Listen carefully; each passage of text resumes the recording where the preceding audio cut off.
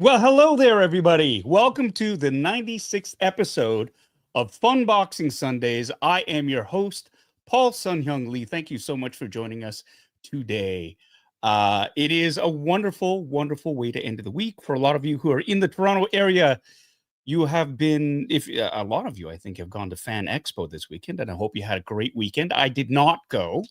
But I won't get into that, but I will mention that I didn't go just because I like to be mysterious that way. Anyways, those of you who did go, I hope you had a great time. I was able to catch up with a few friends from out of town during this time and had a wonderful, wonderful time. I keep saying time. I don't know why I'm saying time. Anyways, thanks for joining us here today. If you're new to this channel, hey, welcome. Thank you so much for choosing to watch this. The format of the show is really, really easy. I open up a bunch of geeky collectibles, I do a half-ass review, and we chat. There's also a drinking game.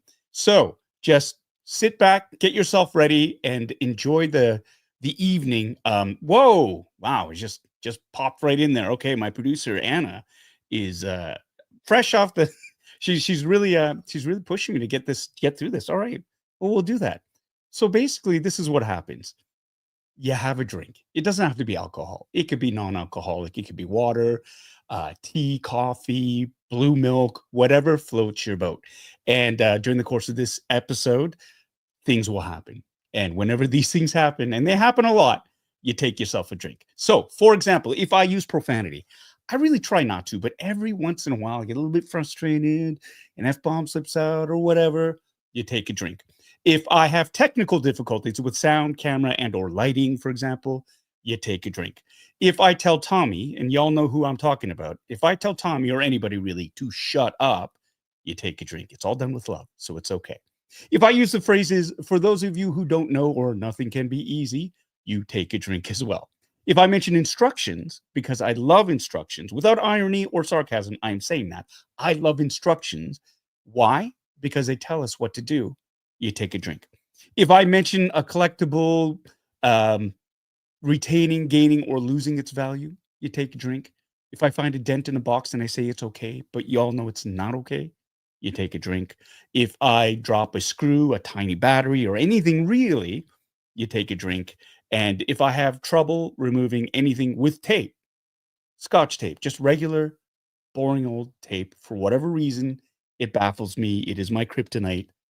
You take a drink. And the biggest thing of all, of course, if I have to take a bio break, and I am of that age where it happens more often than I care to admit, then you finish your drink and we have another one. So those are the rules of the drinking game. It's nice and simple. Tonight, I'm partaking of the Orange Crush Zero.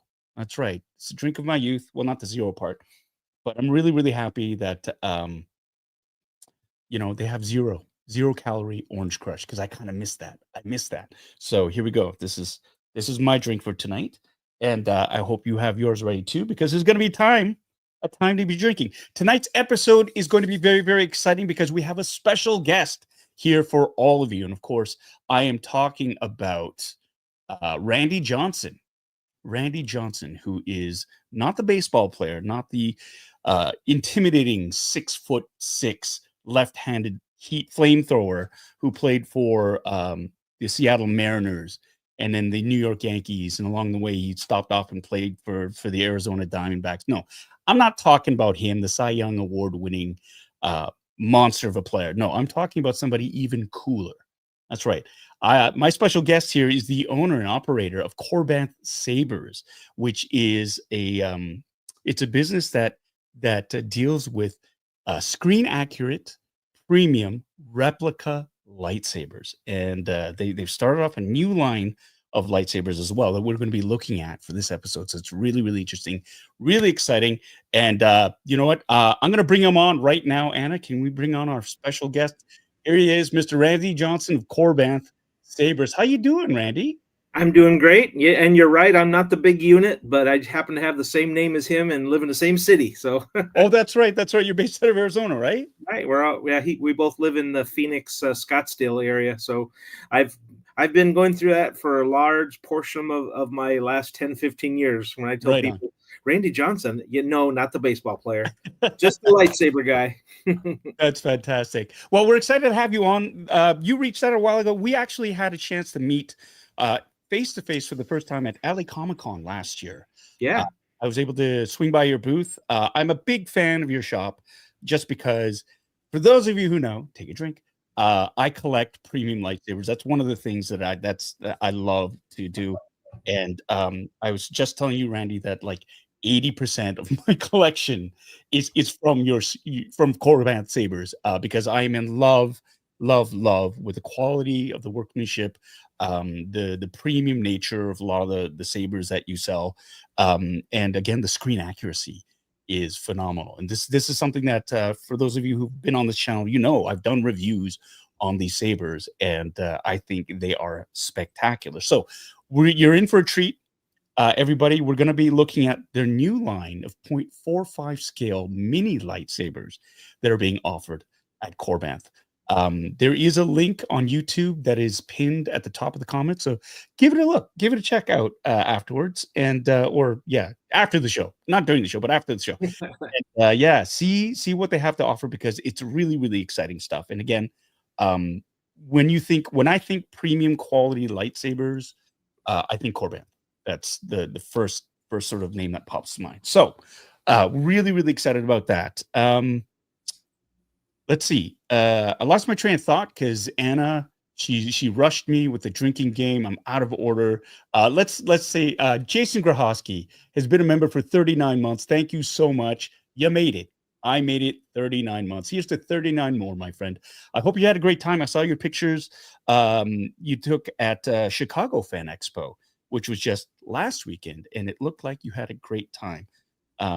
Also, I hope that the cat distribution system is working well for you, because I think you got another one very early on. We also have a super chat from my brother from another mother. Okay. Sean P, thanks for the $5 super chat, and he writes, Paul, congrats on your book deal. I'm looking forward to hearing more about it. I know if you do a book tour, that I hope LA is a stop. Yes, indeed, that is something that we'll see. I think that's definitely in the works, as is an audiobook. I know a lot of people have been asking about that, and I'm very excited to let you all know that I'm going to be working on my memoir, and it's going to be published by Random House Canada. So keep your ears open, and we'll give you more details as we get them. And we have another super chat from my friend Mike Wan. This is the way. This is the way. This is the way. Congrats on the book announcement, good sir. I wish I could stay, but if you're feeling under the weather, wishing everyone an awesome end of summer. Thank you so much, Mike. I hope you feel better soon. Give a kiss to your lovely wife and your 2 daughters for us all. All love to you and all the healing vibes for you. And thanks again, as always, for your undying support. I really do appreciate that. And of course, what live stream wouldn't be complete without another super chat from Alexander Eagleson. This is the way. This is the way. This is the way. Thank you so much, my friend, for the $10 super chat. Hi, Paul and Anna. Welcome, Randy Johnson. Hi, Bitter Brigade friends. Well, hello back to you. Thank you so much for that. Your support means a lot. It really does mean a lot, as does your friendship. So I appreciate that. And thanks for dropping by. I think you're really going to love what we have in store for you. We also have Captain Wrecked. Will, he's been a member for 47 months. I have an Obi-Wan Kenobi version 2, an empty Graflex episode 4, and a Qui-Gon. My bro a Vader from Korbanth. You got a Vader from Korbanth. Anyways, I'm saving for another one now. Can't say enough good things about them. Thank you so much. Yeah. Well, you know how good they are. Again, this is something that I'm really excited about going through again, and opening up doors and blowing people's minds about the quality of these sabers. And you get what you pay for. I mean, I'm not gonna lie, they're not cheap, but if you're gonna get something that's premium, you cannot go wrong with Korbanth. And again, this is I know, because I have many in my collection. So we'll get to that shortly. But before we do, I just want to mention that we are streaming on 3 different platforms: Facebook Live, YouTube, and Twitch. So whatever platform you're watching this on, or if you're part of the replay crew, I want to say welcome and thank you so much.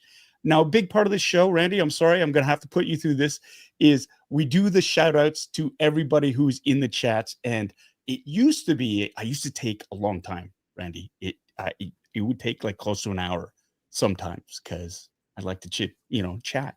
But we've gotten it down to about 5 minutes now. So we're going to make it interesting. And the whole idea is I'm going to do the shout outs in less than 5 minutes or less. And if I don't, we're going to give away one of these, give somebody an opportunity to get one of these autographed Carson Teva, the vintage collection action figures. And so, yeah, keep your ears to the ground. If, of course, I don't get through roll call in 5 minutes. So I've got my timer set for 5 minutes, and we're going to go starting now. And Siri screwed me over. All right. And starting now. All right. Why is it doing? Wait, stop. This is, oh my God. Everyone, I just got screwed. What is going on? Why? Technical difficulties.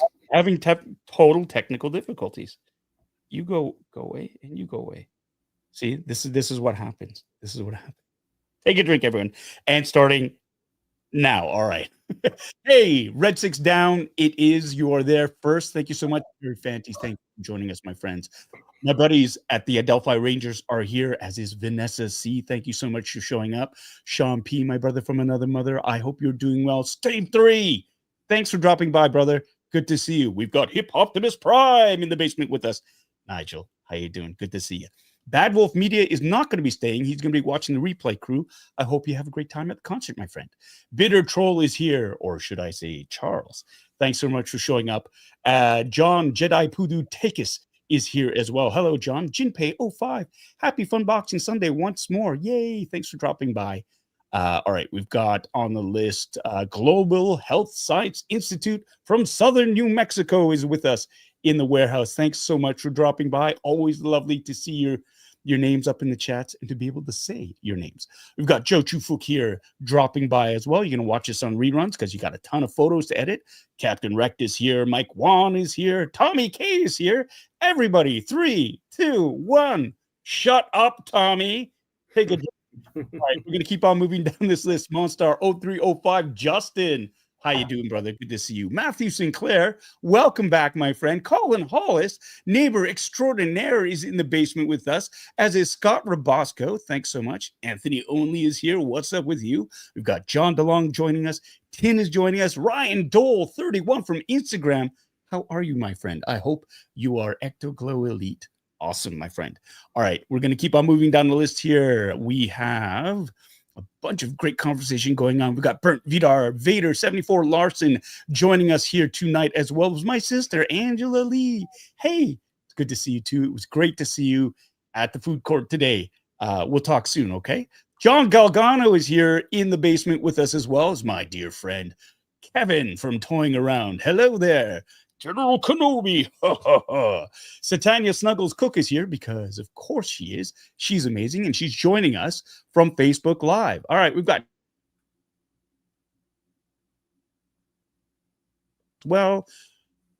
2 minutes, 40 seconds left. Alicia McKinney, my friend from Winnipeg, is here in the basement as well. We've got Gary T joining us on Facebook Live. We've got Jason Grahoski. We've got Frederick here saying hi from Vancouver. Frederick, how are you? Congratulations on winning a figure a couple of weeks ago. It's on its way. Raymond Tentis is here from Minnesota as well. Hello, Raymond. We got Pat's Fan for Life 69. Notice how I didn't say Pants Fan? No, now it's Pat's Fan. It's always going to be Pat's Fan now. Not going to forget that. Anyways, thanks so much. I had a great weekend. I hope your weekend is awesome too. Alexander Eagleson has joined us as well. We're going right on the list. I'm feeling good about this. I'm feeling good. Stephen Wong is here saying hi to the Bitter Brigade. Hello, my friend. Good to see you as well. John Carmen is here. Andrew Allen is here as well saying hello there. General Kenobi. We've got Giovanni Frederico is here as well. Hello, Giovanni. Good to see you. 44D2 is here saying good evening. Trap Shell Beauchene. Hello. Hello, Michelle. It's good to see you. And we've got Toy Geekosaurus in the house. Thanks for joining us. And D Sertle is here. Hey, Daniel, take care of your back, buddy. Hope you're doing well. TVC Mackin is here, as well as Mark P. Lord Funko is here. Hello, Lord Funko. Good to see you. And Curtis Robles. Curtis, my dear friend, I owe you a message. I'll chat with you soon, my friend. I hope you're doing well, all things considered. I love you, brother, and all my support to you and your family. We've got Christopher Duncan, who is double dipping. Thanks so much, Bitter Troll. I appreciate that. James Ward from the sunny Wales in the UK is here. It truly is an international affair. Thank you so much for dropping by, and I hope it's not too late for you. And I'm getting... Can everybody hear me? Can you hear me, Randy? Yeah, you can hear me. Okay. My sister just texted me saying, there's no audio. Check your earphones. Check your earphones. Dean McGinnis is here. Nicholas Hernandez is here.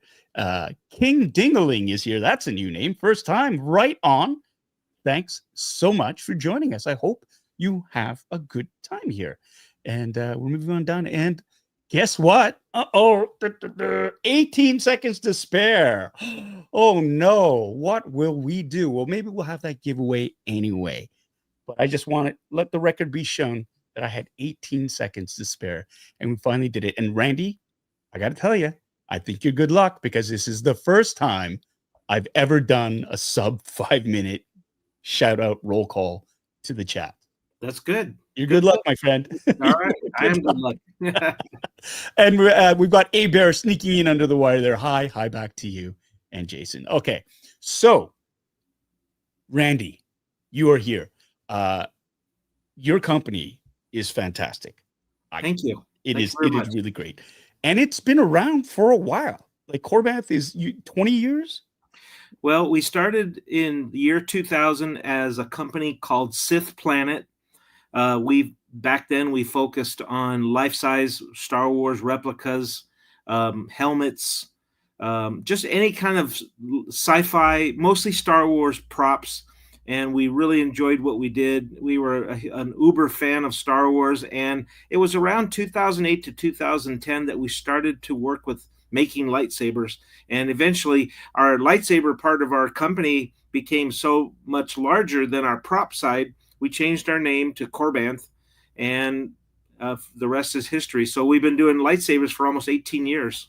Wow, that's fantastic. As I was telling you before, I got into my first replica sort of lightsaber was because I'd always seen them. The master replica stuff was always like, oh, when they first started coming out, those are the officially licensed lightsabers that were coming out. And then master replicas sort of gave way to Black Series. And the first lightsaber I ever got, the one I was able to convince my lovely wife, Anna, to finally let me get. And she actually bought it for me for Christmas, which was amazing. It was an Obi-Wan Kenobi lightsaber. And I was over the moon. I mean, just because it lit up, it had a metal hilt. It had, it had smooth swing and clash. You could bang it against things. And it was just like, oh my God, this is fantastic. And I loved it. And then I saw another version, and it was from your company, of the Obi-Wan Kenobi, and I thought, oh my God, that is like what I had felt like a Hyundai Pony. And then what I saw was like, I mean, it got you where it was, it was a good price. It got you to where you wanted to go. But when you saw it again, when I saw it against one of your lightsabers, the Obi-Wan Kenobi, it felt like a Hyundai Pony versus like a Ferrari Testarossa. I remember those days. I remember those days when back in the around say 2015, 2016, the lightsabers that people were offering were the ones where they light up the tube with the 3 super bright LEDs at the bottom, and they looked really good. And you were thinking, how could it get better than this? How could it ever get better? But then with the invention of pixel technology, NeoPixel, and the ability to make the light travel up the blade and back. Yes. I remember making videos on my living room carpeted floor and have a camera in one hand and going, watch this light up. Can you believe how bright this is? And I mean, it just blew people's minds. And that's probably what you got, was a brand new NeoPixel lightsaber that you thought it could never get any better than this, can it? That's right. Yeah. And I know because it was the motion of seeing the blade ignite from the hilt to the tip, and then when you turned it off, watching it do the reverse. There was just something about that was, like the first lightsabers were, the tubes within the tubes where you had to snap your wrist and they I remember those. came Yeah. out. Yeah. And so, Yeah. those are great. And I think James Ward was talking, I think he's mentioned it too. He gets to work strange hours, so he catches the occasional live stream. It's 1 a.m. for him there. But his first lightsaber was the Force Beam, right? And that's it. Yeah. Basically, it was the flashlight. Yep, I remember that. With a tube on it, right? And so, yeah, I do remember those. And how far we've gotten, because now the next, I was watching it was a YouTube video of a maker, and now all the craze is trying to get the extendable blades up and down, right? Like to have it sort of come up. And I know Disney parks, they've got it, but they've got like, it's massive and it's powered by a separate battery. And of course, it's just for show. There's no way you can smack it against anything like the blade, because of course you'll bend it.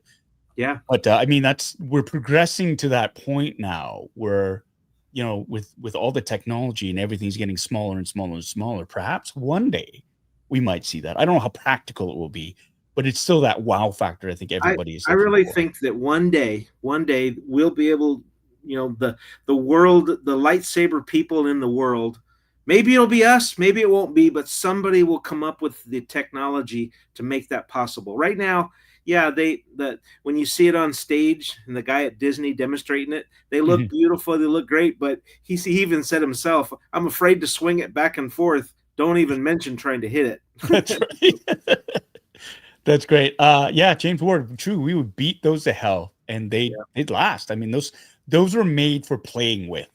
Yeah. And that's the other thing. Like there are a lot of companies out there, and they'll make dueling sabers. And my son, my eldest, he loves that too. Like he's got a couple of dueling sabers, and they're designed specifically to take a beating, to just go and just smack away. I would never do that with one of the sabers that I have. I think you could there's some playability in it, but I don't want to take a chance because it's just so beautiful. Yeah. As well, right? On those NeoPixel sabers, you can go out in the front yard, light them up, and you can have pretend battles where like you're pretending to hit each other's blade, but more of a tap, kind of like medium to light tapping, but not hard like you're really battling in like from the movies. But if you light tap, you can still have a pretend fight, and it looks beautiful. Yes, it's something that needs to be, if you're using it in a choreographed manner, right? It's, the moves and you can go through the choreo. I think absolutely that would stand up to it. But I've seen people just go all ham on it.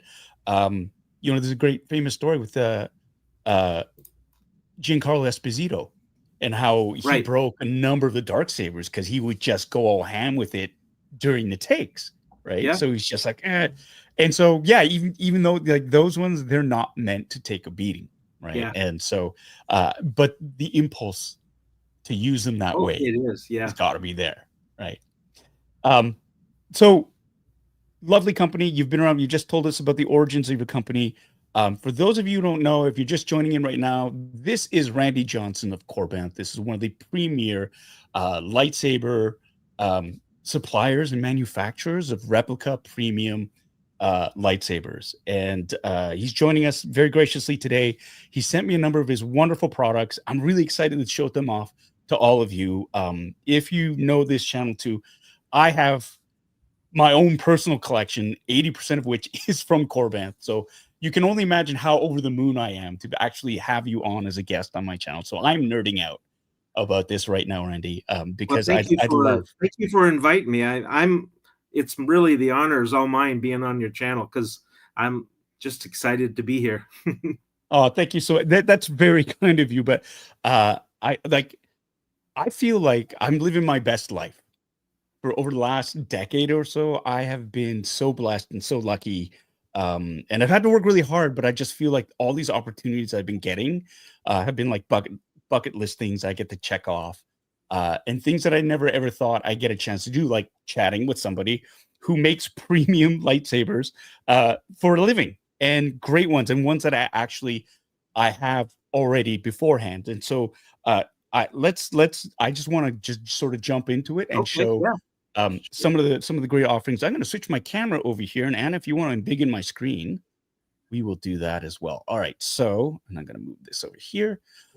here we go. So this is the newest offerings from Korbanth. And like I mentioned before, it's the 0.45 scale replica lightsabers. Now, Randy, do you want to talk about the origin, how this came Sure. about? Sure.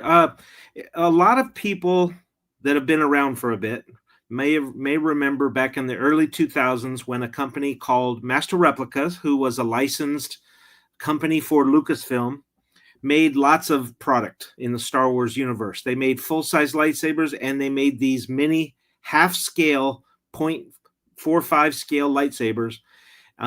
They were people collected them just like you collect anything. You collect Pokemon, so they want to collect them, and they obviously they don't light up. They don't do anything other than just look awesomely cool. So I've had every single one that Master Replica ever made, and of course they went out of business. Well, they went out of business for Star Wars property long ago, so we were never going to get any more. So I just decided to have a few different ones made that were never offered before, mainly to fill my own collection. And then, of course, people said, well, why don't you just remake some of the other ones that are no longer available? And I said, that's a great idea. And we have still like another 6 or 7 different models coming out later at the end of this year or early next year. So the goal was that maybe you were a lightsaber collector, you love lightsabers, but you're kind of limited on space. And for the man or woman who has space at their desk to put a mini lightsaber on a stand, this was the perfect idea. And they're very high quality aircraft grade aluminum. They're not die cast metal like the way Master Replicas did them long ago. So they cost a little bit more than what Master Replica offered them for back 25 years ago. But again, things go up in price. Was a Big Mac the same price 25 years ago than it is today? No, but at least we try to keep it down. So they're just awesome. This is, I mean, looking at them on the screen does not do these justice. These are, I've seen a number of comments where people say, these look so cool.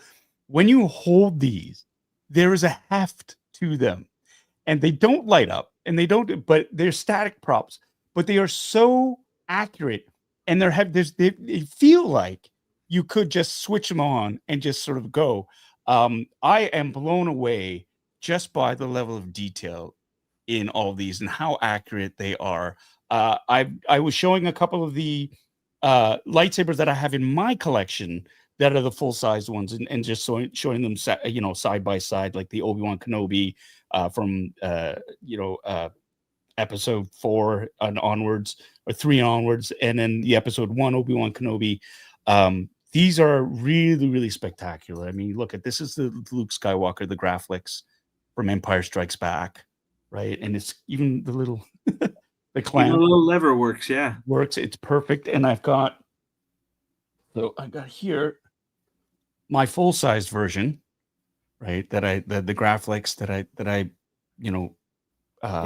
converted into, not converted, but I made into, I had the option of doing a New Hope version of the Empire Strikes Back version. So I chose the ESB version, but they are, that's exactly it, LQ. These are like Grogu sized, right? Exactly. These are, and they are like, look at that attention to detail. Like these are like, honestly, so good. They're on the website right now. The link to the website is pinned in the chats. Give it a look. They're the mini sabers, and like Randy says, they're a little bit more expensive than the old Master Replicas were back in the day. But there's a sale going on right now, so these are, I believe, 30% off right now on the website. So we just marked them down to $99, and I think if you put any three in your cart, it'll take off $10 per mini. So that way, basically, you're getting them for like $89 if you buy 3 or more.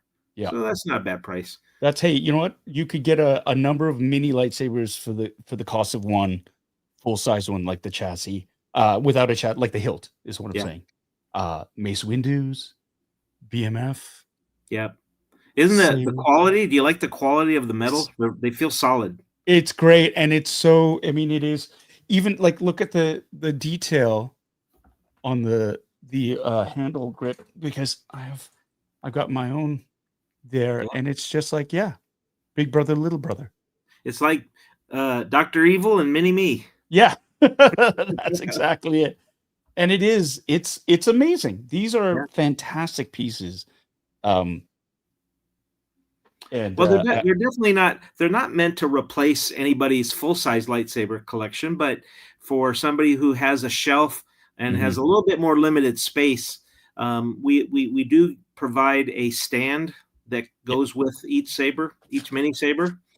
If somebody buys one, we give them the little arms that'll hold one lightsaber, or if someone requests one that'll hold three. Yep. And here's one that holds two. Two-tiered or three-tiered lightsaber, and three-tiered here. One of our partners over at a company called Shadowfoil has created for us some stands that have lights inside them, inside the stands for like with pixel lights, so you can make the stand actually light up, and that adds a little bit of realism. We've had some people get those, but we get a lot of people that just buy one to give away as a gift. And then we also made these plaques, these metal plaques that you can add to the order if you want a plaque.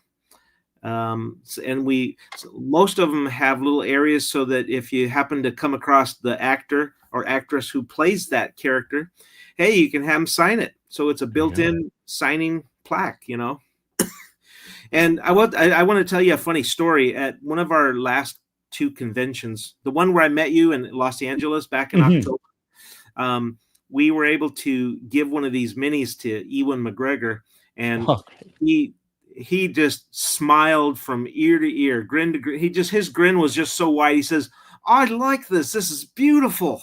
And I had the plaque with me, and he said, "Let me sign it." So he signed it for no charge. I mean, we paid to get in to see him, of course, but he just grabbed the plaque, and we got an extra signed one. So I've kept that in my own personal. And then last month at Phoenix Fan Fest or Fan Fusion, we got to do the exact same thing, present one to Hayden Christensen, and again he just lit up because all the people that see him, you know, he's a real nice guy and he's always smiling. But when he saw this miniature one we presented to him and said, "This one's for you," he just loved it.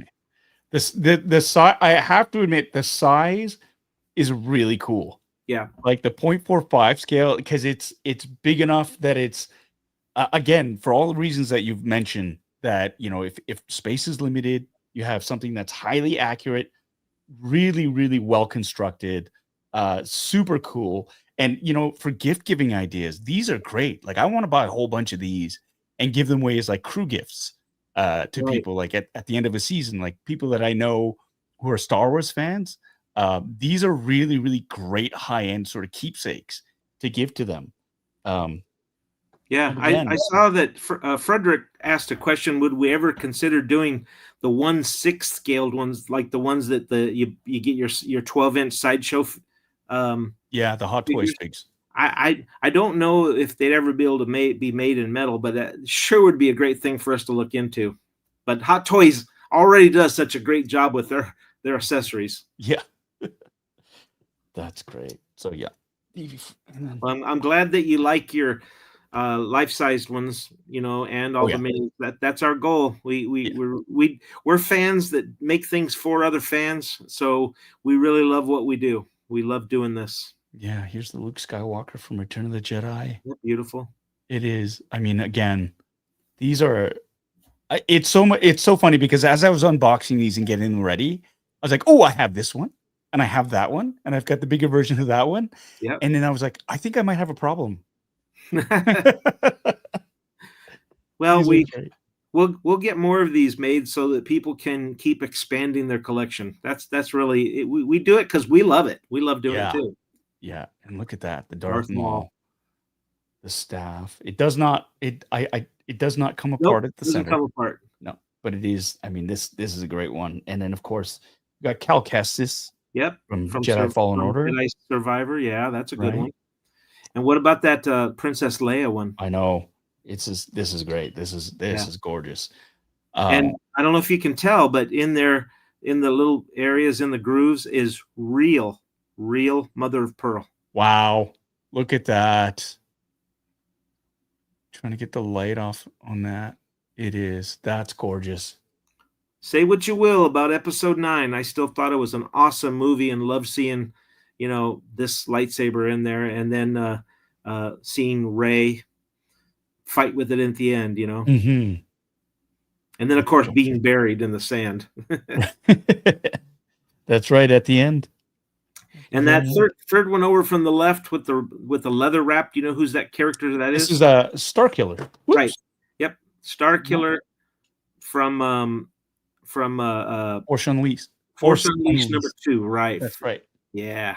With the wrap on it. Yep. Got the blade plug in it. That is removable, which is really cool. Yeah, a little blade plug. Great. That goes in there. But I just thought of everything. Yeah. And the leather is, it's real leather. Yeah. Yeah, it's not very molded thin, on. very thin lambskin leather wrapped on there by our maker of the factory, who thought that would be a good way to do it. That's amazing. And of course, every single one you see there, we have in the full normal 1-to-1 scale version as well. So that's correct. Our goal has always been, we like making lightsabers that are as close to the movie versions as you can and higher quality for everyone. Yeah, this is amazing. It's great. And here we go. Anakin Skywalker. Yep, that's his lightsaber from episode 3. That one there we gave to Hayden Christensen, and he held it up, and he was making whooshing sounds as he went from left to right. That's amazing. And again, these are, if you threw that at somebody, it would hurt. Yeah. They're heavy. Like you could really, this is, like Randy said, it's machine. Well, they're solid. They're aluminum. solid pieces of metal. So yeah. They're some people said, hey, it's a Star Wars themed light paperweight. I said, yeah, you could be, but I like to think about putting them on a stand and setting them on my shelf or on my desk and being able to look at them from time to time. I'm just going to do this. The folks over at Shadow Foil Props, they are amazing. Yeah. Of course, you would think up of a beautiful way to display these sabers with their lights. I'm just going to do this, and I will. And you've had some past podcasts with Shadow Foil before. Oh, yeah. We met them when we did Phoenix Fan Fusion. Yeah. They had a table there, and Dan and his gang, we got a chance to hang out. Yeah. And they gifted me my crew some really, really lovely lightsabers that you guys have that you guys offer as well on the Korbanth website, I believe. Yes. And I think what happens, I see Tommy's asking a question. If you put 3 lightsabers in your checkout box, when you go to checkout, it's supposed to automatically discount them by 10 each. So if it's not working, just wait. And after this, reach out to me directly and I'll make sure it does. But that's what I'm understanding. So, but what was your question? You had a question? Did I have a question? Did you? No. I was just answering one of yes. Tommy's questions down below. Yes, and that's why I tell Tommy to shut up. No, I love him. Take a drink. Yeah, here we go. Take a drink. Cheers. The drinking game. Oh, yeah. You can get sloppy. It can get sloppy. Always drink responsibly, but we're adults here. Let's have some fun. You also sent along a couple of full-size sabers. Oh, yeah, just so you can get an example of some other light up sabers that we do. Let's do this. Let me just clear the deck, as it were, over here. And came here. Now, this is the Obi-Wan Kenobi, the Anakin Skywalker Episode 3, the Separatist Slayer. That is version, correct. Right? That's what you guys are calling it. That's the Anakin Skywalker lightsaber from Revenge of the Sith. That's right. And so I'm going to put this down here. It's absolutely gorgeous, and the details are spectacular on it. I'm just going to show everybody here what's in it. So this is the hilt, obviously, which is as screen accurate as you can get, and beautifully chromed too. Yes, this is something that you want to use gloves for, because you can get your fingerprints on it, as you can see. It's here. A fingerprint magnet. Yeah, but this is something that's very cool. We open it up here, right? That's the bottom part of it opened, and you have so the innards are. It's known as a chassis, Correct. and this is really the heart of any replica saber that has lights and sound. They have different control boards in them, and there's like Golden Harvest, there's Profi, there's another CFX. one. CFX, that's it. CFX, yep. And they're different quality or different price points, and they do different things. Yeah. And right now, I think the most expensive one is Profi, but that's the one that also does the most. And that's kind of like the premium standard out there for saber installation and for collectors. Right. I think in the very beginning, back when NeoPixel first became a medium that was used to make lightsabers light up, you had CFX and Profi boards, and yeah, they were quite expensive back in their day. They've come down in price now to a much more affordable price point, Mm-hmm. and they are the engine that runs the lightsabers. They're a circuit board. Everything is done in there. They have a little small SD card or a memory card that you can load the files and the sound effects called fonts onto, so that when you turn on the lightsaber, you'll hear the voice, a phrase of one of the characters. And then as you go through different fonts, you get through other different characters with different colors of blades, different blade styles, just a lot of different things, a lot of choices you can do to make lightsabers light up. And so here's an example of what Randy was talking about. This is a Profi board that's in there right now. It controls the lights and the sounds. There's a kill switch right here, so you can switch it off so the battery doesn't deplete, and it's a good way to sort of, if you're not using it, if it's put on display. I mean, the best thing really is to take the battery out and store it separately. But if you want the battery to be drained, you just have it in the off position. There is a rechargeable battery here. The speaker is right here, and the outputs for the pixels for the lights is right here. Right. That portion there plugs into a piece of electronics down inside the saber, and then it connects to a piece inside where the blade will go, and it will touch these small metal pins. And so when it's all turned on, it makes the blade, the LED strip inside the blade, light up and light down, and the sound comes out the speaker, and the buttons on the lightsaber makes all the different functions possible. Yeah. So there you can see the contact points. Those make contact with the butt of the blade when you insert it.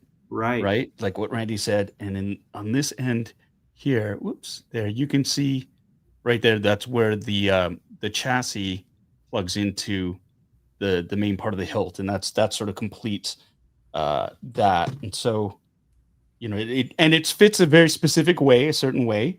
Right. And it's great. So what I'm going to do is I'm going to switch it on right now. Oh, and before I do that too, when you purchase one of these sabers, you do get a battery charger, and they recommend that the battery comes with a 2% charge. You remove that, you charge it up right away, give it at least 24 hours to charge up. It also comes with a blade plug. So if you want to display your saber without the hole exposing the neopixels or the contact points, it's just a cleaner look. It also comes with what's that? So here's the blade plug. I'll just give you an example of what the blade plug looks like. The blade plugs are cool. They're meant to just so you don't have this huge gaping hole if you want to put it on a stand, So it just looks cleaner. They just pop in like that. Yep. And there you go. So if anyone looks at it, and then you can secure them in. There are what are the blade retention screw. That's it. And you also get a small Allen key that will fit in there, and so you can tighten that and loosen. And this is also for the blade as well. When you're putting the blade in, it secures the blade in place, so you don't, it doesn't go flying if you swing it around and whatnot. Absolutely. And there's also here it is. There's also another bottom piece as well. So if you wanted to swap out the butt of the blade here, there There's one that is more open to let sound through, and then the other one, if you wanted it a little bit more muffled, you would swap them out. Is that what it's for? So the reason why you have two is one is correct. The one with the sound vents allows you to hear it better. Mhm. And let's say that you're more obviously, if you're more movie accurate, you might swap them out and put the non-vented one for display. So it's for accuracy. Yeah. It's for people that they want to see more accurate saber rather than the vents. Yeah. And you can see that definitely the ones on right now, they're vented. You can see through. These ones are just the lines are there. So this is more screen accurate. But this is more fun for rock and roll. Yeah. I mean, if you're going to buy one that's installed and ready to go, you're going to want to use the vented pommel cap rather than the solid. Because if you put on the solid pommel cap and you turn it on, you're not going to hardly hear any sound. You're going to say, my saber's broken. It's not working. Right. But speaking of sound, we have... This is the way. This is the way. We're going to sound off Captain Wreck, my dear friend. He's given us a $10 super chat. Thank you so much, Will, for this. The workmanship is amazing. If you do armor/helmets again, I am so in. My future Kenobi cosplay needs a Maul Rebels hilt to be cut in half. I can't do it to one of yours, though, even empty. LOL. Cheers. Wow. Thanks so much. I hear you. For that. I hear you. They're so nice. Okay, so I'm going to take this and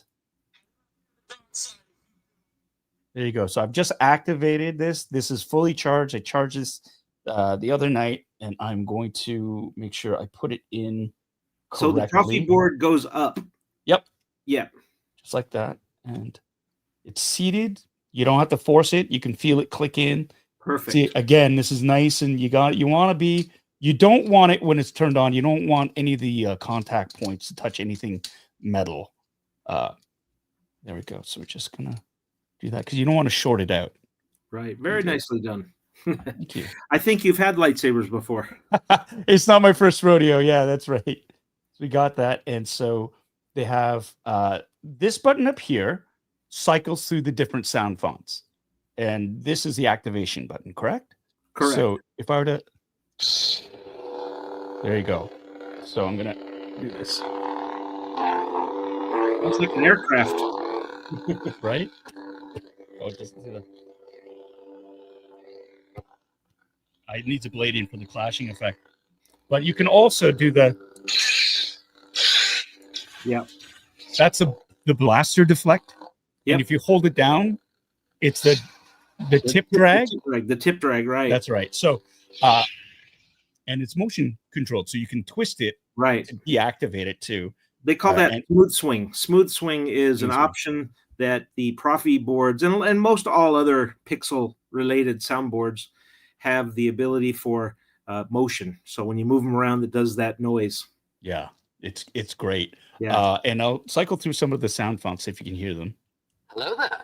So obviously that is Obi-Wan Kenobi, and it'll be it'll have the same color blade and the same sound font, which is different from Anakin's. Yeah. So you can hear the difference. Like the hum of Obi-Wan Saber is different from Anakin's, right? That's called a sound blade style. Blade styles can have more aggressive hums, less aggressive hums. Obviously, dark side users, Vader's blade sounds a lot more guttural, just very, and that's the great thing about it. Like no two sabers sound the same, right? Right. Let's go through. Fearlessness is a path to the dark side. So that sounds like Yoda's. And you can hear the difference. Okay. I'm gonna put a blade in now. I'm gonna put a blade in, and we're gonna see. So now you sent this NeoPixel blade, so it's got LEDs lights that run up here. Correct. And people can see the. Maybe you can see. There's the focus. There you go.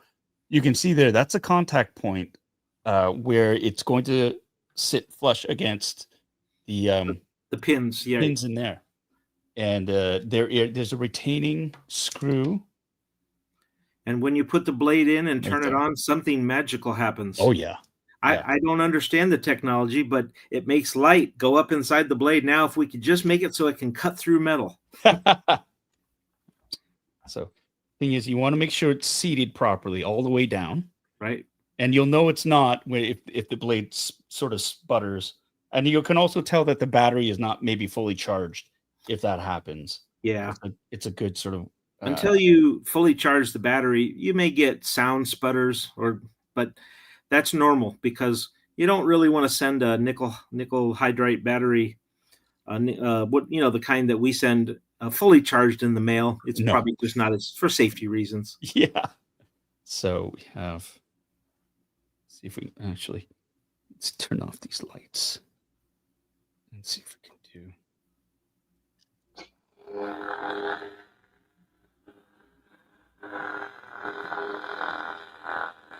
I'm gonna. Ooh, hold on. I'm gonna turn off my main light. Hopefully.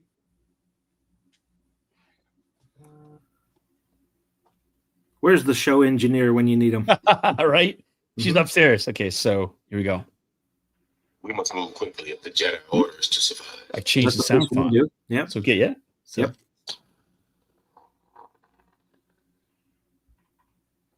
If you can do. Right. So you can do blaster deflections. Yep. And if you hold down the button. Yep, it does the it doesn't affect, I don't know what they call it, but it looks like, like you've hit another blade and it's just going through. Where you're holding it and they're just sort of clashing. Which is great. I'm looking forward to this. So this is, I think this is Dooku. Dooku, yeah. Should be a red color. Now it's very red. It looks orange in this light, but as you can see from my reflection, it's very red. Yep. And listen to that. That sounds aggressive. Yep. Your microphone doesn't capture the true sound of it. It sounds much better than what you're seeing. It's just because of the yeah.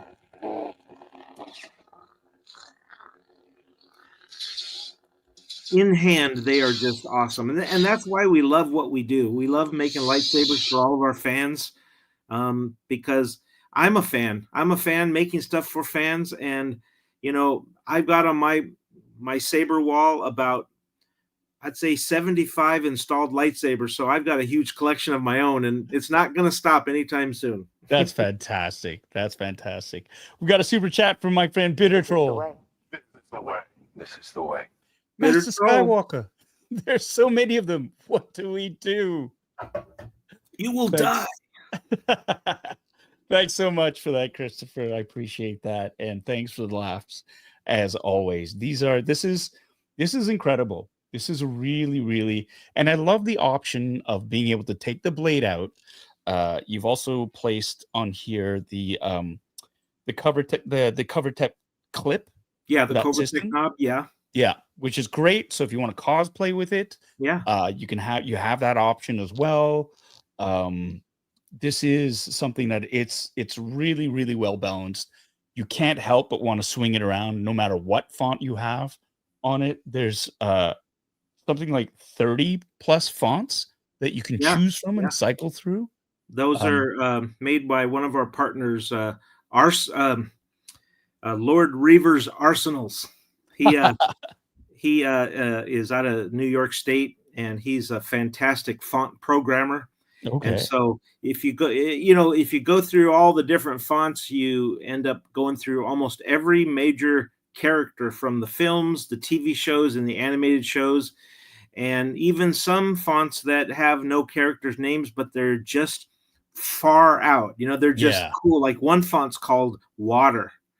And it looks like you see like, how if you look at water with light underneath it, it just sort of has that flickering glow. Yeah. Okay. Yeah. It's not real Star Warsy, but it's meant for someone who says, I want to show my friend the coolest lightsaber blade they've ever seen, It's very cool. And there are also some some really, really funky non-Star Wars ones. Like I know there's a Ghostbuster font out there. Yep. There's an Eye of Sauron for Lord of the Rings. Hundreds and hundreds of fonts. Yeah, so much fun. What's so much nice fun. is you can purchase fonts from a lot of different places, and you can load them in yourself with if you have a SD card load reader and a USB cable. You can download them to your computer, and you just load them right through the cable into your Profi board. And so I think that an SD card could hold hundreds of fonts. That's amazing. And so like, yeah, it's a gift that keeps on giving, and so much choice you have to have a lot of fun and blow people's minds and really sort of this is something that it would take top spot in a lot of people's collections. They certainly are some of my favorite items that I have in my collection. We have another super chat from Matthew Sinclair. This is the way. This is the way. This is the way. Thanks so much, Matthew. The quotes are coming in hard and fast, which is great. I see your Schwartz is as big as mine. Excellent. Spaceballs. Who's excited to see the sequel to Spaceballs? That's going to be how awesome. that holds up. I know, as long as we can get Rick Moranis back, that would be awesome. And he is coming back. Well, he's good. coming out of retirement, which is great because his kids are grown up now. He's a fellow Canadian, right? Oh yeah. He's one of he's one that makes us all proud. So That's awesome. That is great cool to have him back out on the scene there too. We're going to say hello to a few people here. We've got Vanessa C has joined us again. Hello, my good friend George from I always want to say Jorge, but it's not. It's George from Hyperdrive, a Star Wars channel. Two awesome dudes. Well, you're an awesome dude yourself, George. So thanks so much. Hey, George. I always thought I always called you Jorge. Yeah, Jorge. Jorge. Oh, so you had a Swedish spin to it. Yeah, Jorge Medina. That's right. It's good to see you're there. One day we're going to meet in person at one of the conventions. I know we always keep missing each other. Oh man, I feel exactly the same way with George. I've been on his channel a couple of times, and it's great when you meet somebody and you just immediately vibe with them, and you like the same things. You can have some really great conversations and nerd out over things. George is somebody that I'm a big fan of, and I'm really, really hoping to meet in real life one day, because that'd be great. So, and I'm lucky enough to have met you in real life a year ago, but it would be great to hang out again in person. I was lucky enough to meet you, Mr. X-Wing pilot. Oh, stop. We got another lightsaber here, and full disclosure. So this is the Emperor's. This is the DS3 Darth Sidious 3. The Emperor's lightsaber. It's absolutely gorgeous. And full disclosure, I buggered it up. I had in removing the chassis, I jammed it somehow. It's fixable, but I haven't had a chance to figure it out just yet. But again, this is so you can see here the chassis is sitting in there. You can see the points for the blade, where the blade would come in and whatnot. And yes, my wife Anna is going to come in here. She's going to turn it on. It's on the right hand side. Nope.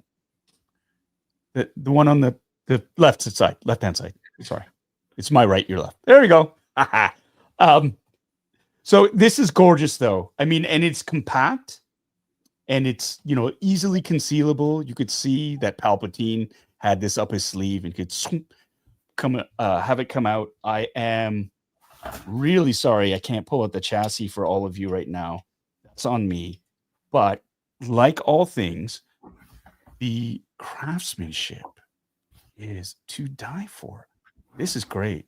I mean, you look at it, and these two, they're buttons, so they would light up red and green when they're activated.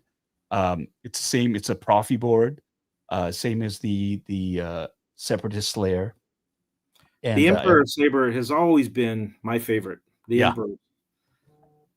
You remember when he whips it out of his sleeve and he says, "It's treason then." Oh yeah. Yeah. Right? And he cuts down 3 Jedi. Yeah. Like right away. So this is great. Yeah. This is a great save. And I just love the it's very elegant, but it looks deadly as Yeah. well, right? It doesn't have the overly aggressiveness of, say, like a Darth Revan with it's got the big sort of point. Not that there's anything wrong with it, but this is something like you look at it and you go, a master tactician would carry a weapon like this, easily concealable, right? Supremely deadly. Yeah. And but still, it's got, you can tell he's from Naboo. Yeah. Because it's got those sleek lines like the Naboo I never starship. noticed that. I never Right? noticed about how it's very Naboo chromy like, you know. Yeah. And Right. it's girthy, yes. It is girthy. John, you're gonna get me in trouble. Demonetized. That's what she said. Yeah, right. But I love that the little copper accents Mhm. right there too, in the gold, and then you can see the copper here. It's a beautiful saber, and this here too. It's almost like a rose gold color in there, right? So it's not. Yeah, it is. Yeah, it's a rose gold and chrome. A lot of our products, we get some great advice from some people who actually work in the industry, in the film industry. Some of these places that that where they make the movies. I can't really go into too much detail without getting anybody in trouble, but they tell us things. They say, "Hey, do you want to know what the actual color is of the actual screen used prop?" And we say, "Oh, of course, if you want to tell us." So with information like that, it helps us to make sure we can maintain 100% accuracy, Yeah. And that's it, right? Yeah. I love that. I love that the actual people that work on the movies share that knowledge. I know Shauna Tripsick, who was the costume designer on The Mandalorian, she was always very, very open about sharing the kinds of materials that they used and where they source certain things or the cuts that they used. It really, really does build a great community, because you have people who want to get as close to the real thing as possible, right? Yeah. And so it warms my heart that those who are working in it want to share that information too. Well, it's if we can't live in the Star Wars world or be in the movies, the closest thing we can do is get something that reminds us of what we love. Right on. That's it. That's yeah. it exactly. These are works of art. They're great. I love these. I love seeing them displayed out in front of me this way too. Like that is so cool to just see them like this. And it would be, these are amazing to look at, like just little miniature versions. There's something about that which I find so pleasing. I was going to tell you, you see on the bottom the one that's next to the Luke, that's just to the left of Luke. This one? Nope. Over. Left of Luke. Oh, this one. Yeah. Yeah. You pick that one up, and then the one that's in the upper left. Yeah. This is that's the okay, so the one in your right hand is the Revenge of the Sith version. And when they made the movie, or I'm sorry, let me back up. When they made the TV show Kenobi, really what they did was they used the bottom 3/4 from the pommel up through almost up to the neck. That is your episode 3 version. And the emitter cup that not only looks darker and more gunmetal it was modeled after the New Hope Alec Guinness Ben Kenobi lightsaber. So when a lot of people know this and some don't, but when they came out with the lightsaber for the Obi-Wan TV series, it was a mashup of episode 3 and episode 4. Wow. Okay. Which makes sense. Yeah. You can see perfect sense, right? Right. That's so cool. And that one's called the 0.445 scale Desert Wanderer. Yeah, the Desert Wanderer. And this one as well, it was an LA Comic-Con exclusive from 2024. Correct. We took them all there to offer them up, and whatever we didn't sell, we brought back, and they're still on the website. But there was only a limited number made, so Yeah, they're almost sold out. Really, really great. These are Not- great, not and you can nice. see the subtle differences here too with the buttons. Yeah. This one has more of a bronze or brass look to it, very similar to the neck Yeah. there, and this one is more of the steel, the brushed or the polished steel look. Yep. But On my mini Desert Wanderer, I gave it some weathering, so it looks like your life-size one. You know, your full-size Yeah. Desert Wanderer. yeah, Yeah, you were showing me that one earlier. Your life-size Desert Wanderer. yeah, I have Saber. it right.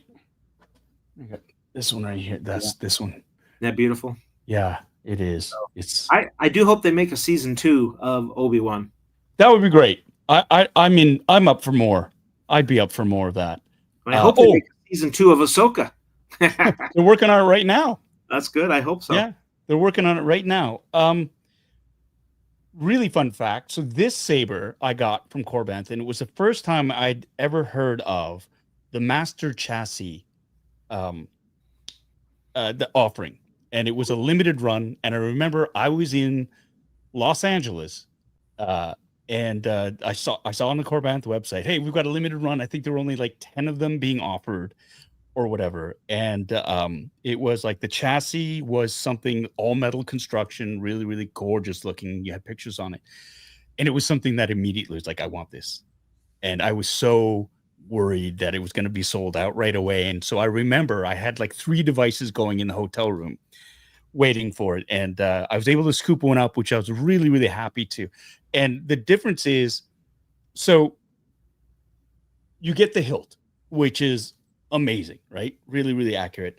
And it's like the inside, we showed you for this, whoopsie, the blade still attached for Anakin's separatist layer. You know, it's got the chassis, and it's 3D printed, really, really great material. It's like solid, does the job. It's in there. The Master Chassis series is something that is a little bit more bespoke, shall we say. It is there's a company from France. Yep. Is it Goth. Goth, Yeah, that's Goth. right. Goth 3D. He's a chassis and he's a chassis maker. Yeah. Yeah. And it is like, this is like one of the first generation chassis that was of that series that was offered. They've since really, really gone to hone the craft and really sort of up the ante in terms of how complex and the different materials that they're using or whatnot. But this one is an example, and I've shown this off many times. So this is the interior of that Desert Wanderer that I got from Korbanth all those years ago. Isn't that And crazy? it is absolutely stunning. And so, I mean, if lightsabers were real, this was how they would look inside their core, you know? right? And so that's the thing. It's got, you know, there's magnetic clips on it. The whole thing's, the battery is housed in this metal shroud, which is great. You can see the kyber crystal that's in there. So if we were to spark this up, for example, where is it? Here's the activation switch. You can see that. And I love it. There's a little mini OLED screen. Yep. That also tells you what the font is. It's got the smooth swing. Yeah. And the only thing is about it is, if it's in the saber, you can't see it. That's the only, you know it's there. You know it. You yourself know what you got. Yeah. And so this is actually, when I had the Desert Wanderer on display, I actually had the chassis out as well, because it's just so gorgeous. Now I'm looking at it going, I need to polish some of this brass, because it's like some of the awards that I have upstairs that have a beautiful brass finish. You just need to polish it up a bit. But yeah, it is so cool, George. This is amazing. And now they're using like black gold. Everything is like it's I can't believe the leaps and bounds that they're making in this field in terms of the craftsmanship for stuff that you won't ever see if you choose not to, right?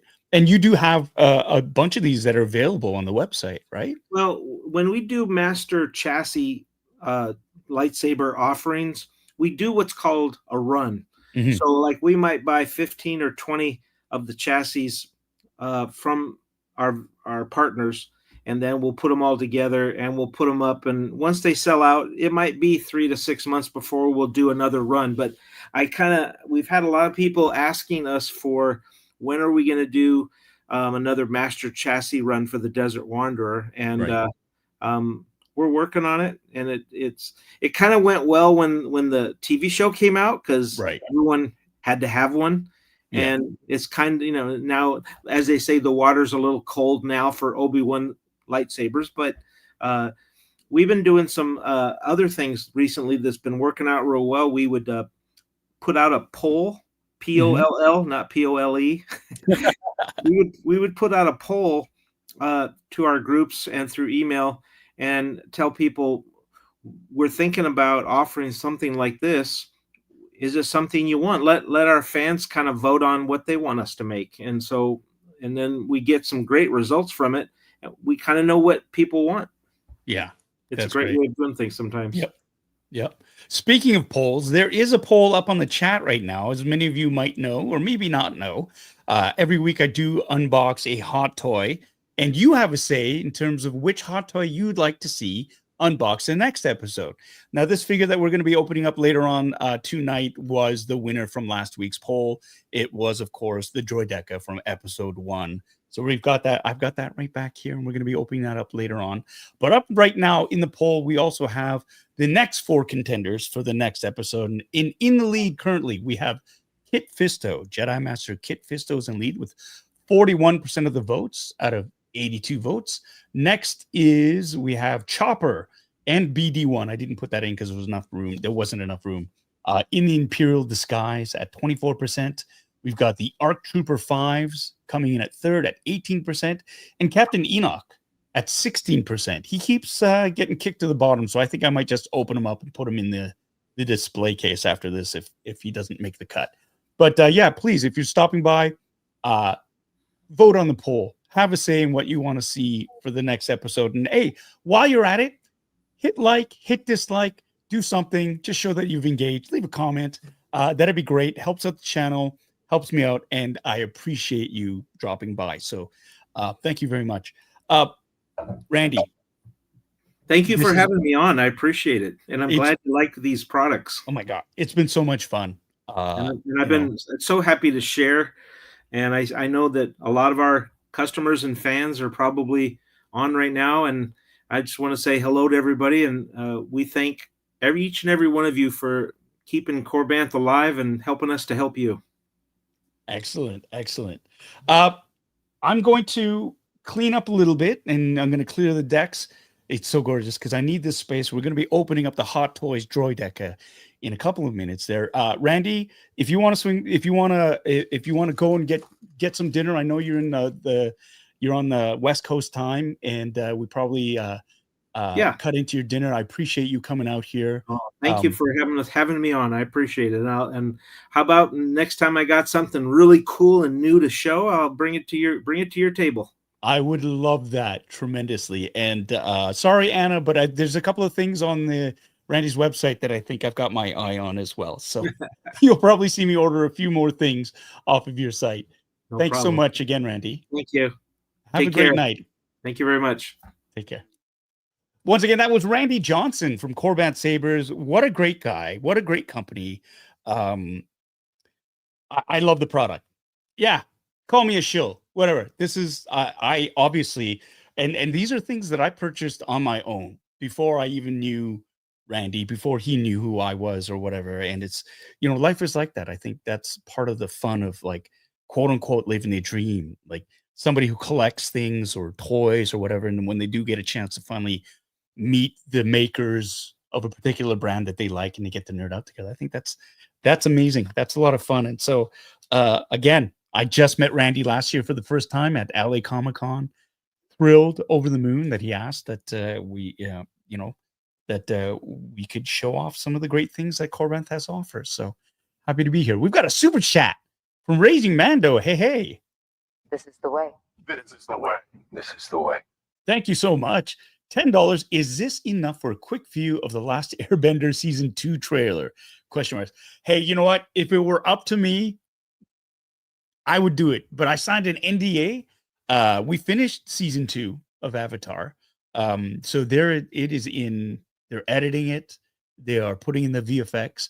They're working hard on it. And while they're doing that, we're currently shooting Season 3 of Avatar. So all good things. I have no idea what the timelines are going to be from when Avatar comes out for Season 2. My best guess, because if you're following the timeline from Season 1, it's going to be at least a year. VFX, it takes a long time, especially if you want to do it right. So all good things to those who wait. And yeah, my best guess is we've got a bit of a wait ahead of you, but if it's anything like Season 1, it will be worth the wait. And I think it will surpass Season 1 because I think everybody's really settled into the roles. You know what I mean? Everybody's really starting to own who they are, who the characters are, and how they're playing them. And, everybody's maturing. Everybody's growing. Everybody's getting stronger as human beings and as performers. And we've got a great team in place. And I think it's going to be a really, really great show. So what else am I going to say, though, right? What else am I going to say? But yeah, no, I'm really proud to be part of it, and I can't wait to share it with all of you. Frederick, Hot Toys 1/6 scale Uncle Iroh when? You are asking the wrong person, my friend. If it were up to me, we would have all the Avatar toys like now, but we don't have any Netflix Avatar toys. You realize that? I was talking to, I'm going to drop a name here, Mr. Gregory Baldwin. He was in town for Fan Expo, and we had dinner as Irohs must do. And we went out with his lovely assistant Lauren and my son Noah, and we had a great meal. Oh my God, the bougiest meal of all time. And as friends do, we were just sort of talking about Avatar and how much it's grown in this and that, and talking about Jazwares, because Jazwares is another company that I love. They are releasing another line of Avatar, The Last Airbender toys, action figures, and they had a sneak peek of Aang in it. And I was saying to him, it's like, but there's no Netflix toys. What's the deal with that, Netflix? Let's go. Come on. We got to get these action figures. I feel like sometimes when I'm at a con and somebody puts a Funko in front of me and it's Iroh, I feel like I'm cheating because it's like, yeah, that's Iroh, but that's the animated Iroh. Should I be signing that? Yeah, sure, if people want me to, but I feel like, I would feel better if we actually had like Iroh from the Avatar, from Netflix's Avatar up there. What do you guys think? Let me know in the chat. Bitter Troll, Netflix, I want to give you money for figures, right? It's like a license for printing money. Frederick is saying Squid Game and One Piece will be getting the Hot Toys treatment. So who knows? Yeah, 100%. I mean, the Squid Game toys, Hot Toys, they look great. And I honestly, because I love that actor so much, I was seriously considering, like, hey, this is a non Star Wars Hot Toy, but I want it. I don't know. Do I stray from my lane and go grab it? I don't know. I'd love to, but we'll see. Matthew K, I saw that. Kim's Convenience 6-inch Black Series equivalent when? Again, my friend, if it were up to me, we'd already have it. Man. Toy companies are stupid. No, I'm just kidding. It is, it's one of those things. Hey, let people know. Let them know. Squeaky wheel gets the grease. Show some interest. Maybe people will consider it. Maybe these companies will consider it. And that's all we can do. But do it respectfully. With respect. You can ask for these things or say these things. It's not like I'm finding sometimes, and this is my own opinion, but I'm finding that sometimes toy collectors are getting a bit too, I don't want to say demanding, a bit too entitled. There's stuff that's going on out there that we had a meal last night with some people who work in the toy industry, and there's so much more that goes into tooling and creating action figures that we have no idea about. Like, we don't even think about or consider, but it's a reality for them. And it just, once you hear all that goes into making a figure, it makes any complaint that a toy collector would have seem really, really immature and really sort of like, you're upset because of a toy. Cool. Okay. So it's one of those things. We're lucky to get, like, we're lucky to have the stuff that we have. And I know, we want to strive for more or whatever, but I think sometimes it's just like, you got to be able to just enjoy what's there too, right? Like, really enjoy, stop focusing on what you don't have and really start enjoying what you do have. And, all good things, again, all good things, right? Webby, what's up, Webby? Or shall I say Steve? 1-to-1 scale upper for me. That's posable. I'll get him to hold my car keys. Oh, that's so nice. Raging Mando, Sang-il Kim figure with action finger flick. Boop, boop. That's a lawsuit ready to happen. All right, we're gonna move on here. So finally get to unbox this. This is great. This is the Hot Toys 1/6 scale Droid Deca from Episode 1 of Star Wars.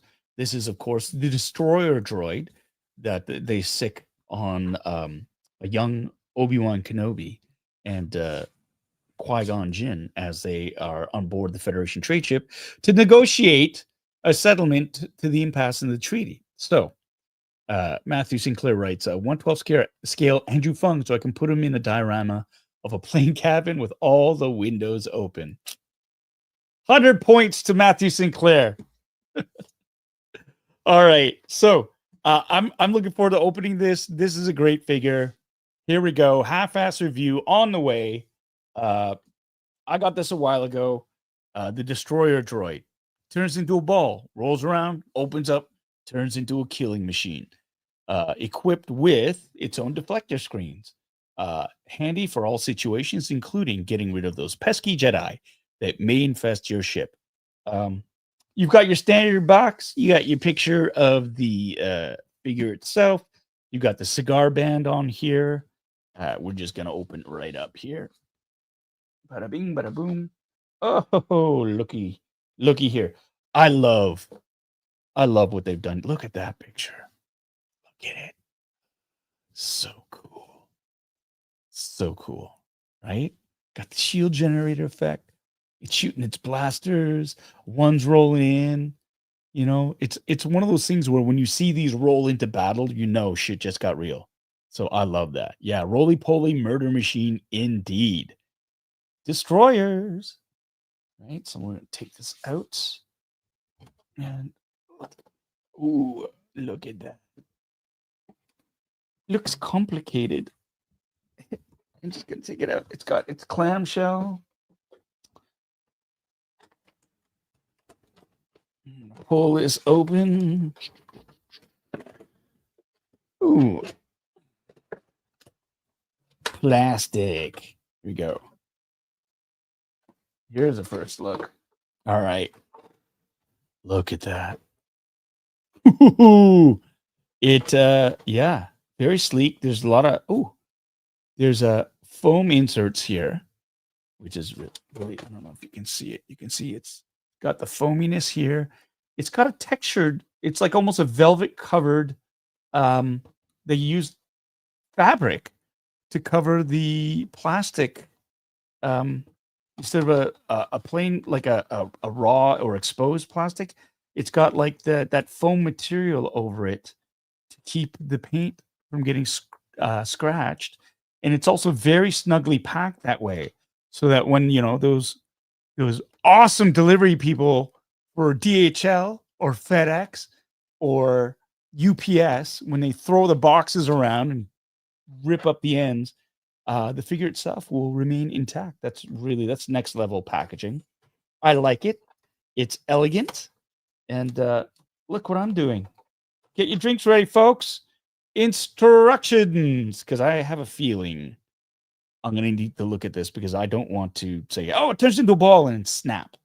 Oh, it doesn't turn into a ball. So we're going to take a look at this. We're going to take a look at the instructions. Quick peek. Quick peek. That's right, Dole. You do want it. You need it. Right? I don't know if Steve's still here, but you need it. Yeah, he is. Looks great already. There you go. My boys. SOC in the house. Represent. Right? Webby needs it too.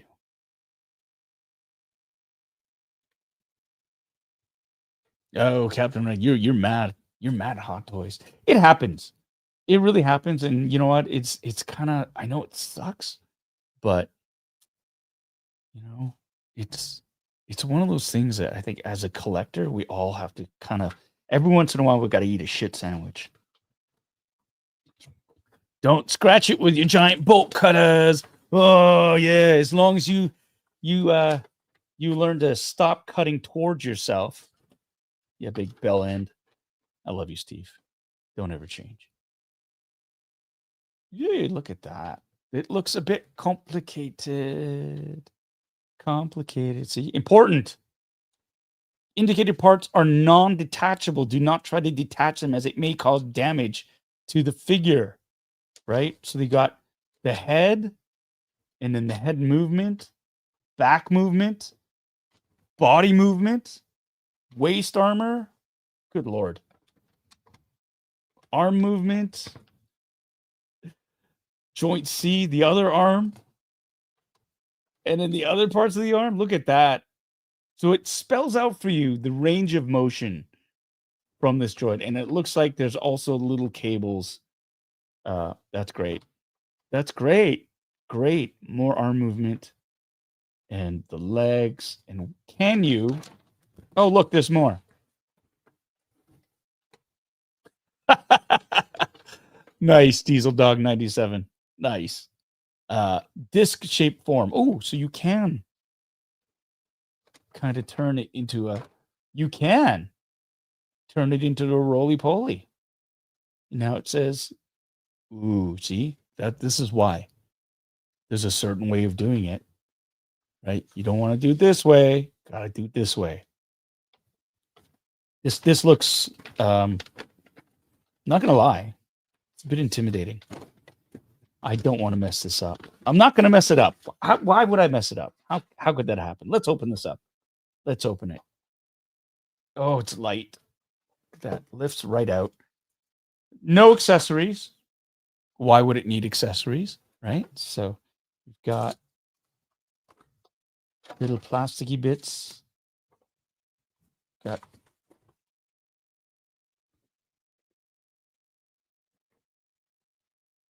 gonna remove a piece of foam. Goodbye. In fact, you're gonna go. Oops, shit. Right down there. Okay. Yeah, it's another really expensive Transformer toy. That's basically it. Yes. No, let's all listen for the snapping and breaking sounds of him messing it up. Shut up, Charles. There you go. That.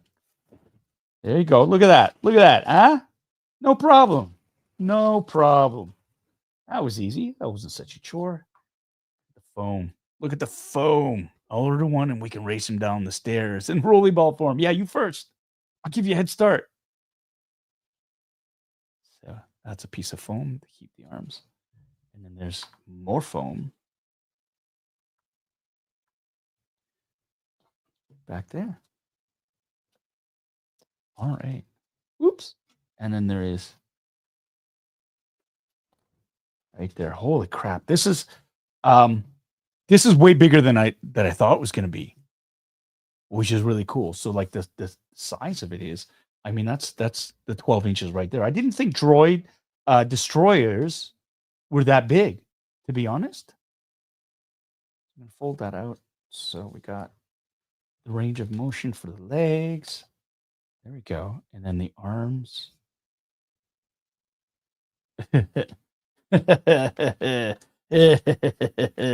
Yeah, so that you can see there's hinges here and here.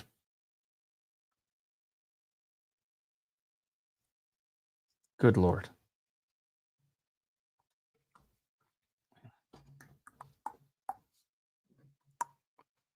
There, I've got standing right like that. Ooh, you can change that. I wish I had the so I have it standing like this, basically. I need another camera to sort of show. So I'm gonna try to figure out how to get these arms out. Oh my, look at that. That's cool. Little piston, piston. Right like that. So it's the guns unfold. That what's really, really cool. These cables, the detail on them, pretty sweet. And then ratcheted arms. And then I believe, and then the head would, which is movable, would come down like that. And then you've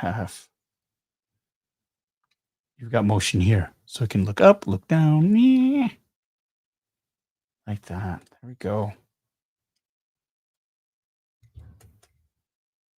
And I'm gonna pop it open, and I believe, yep, the arms do swivel to the front position like that, right? And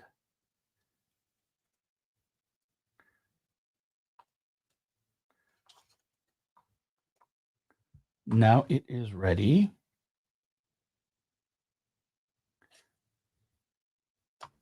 to kill some stinking Jedi. Look at that. That's really cool. And I can even come down. This is great. Holy crap. This is this is really cool. Oh my God. This is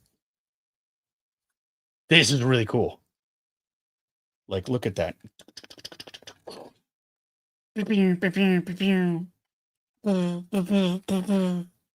Oh man. That's really cool. And so these waist bits. Shit. There we go. Shit. There we go. So that range of motion there opens, closes. You can really see let's see if we can get into the ball form. It's huge. It's big. It's really, really big.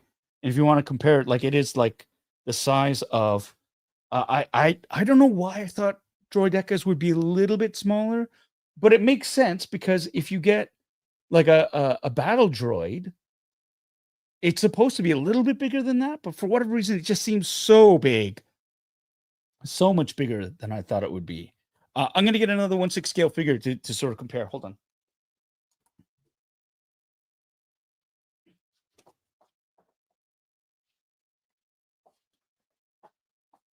What?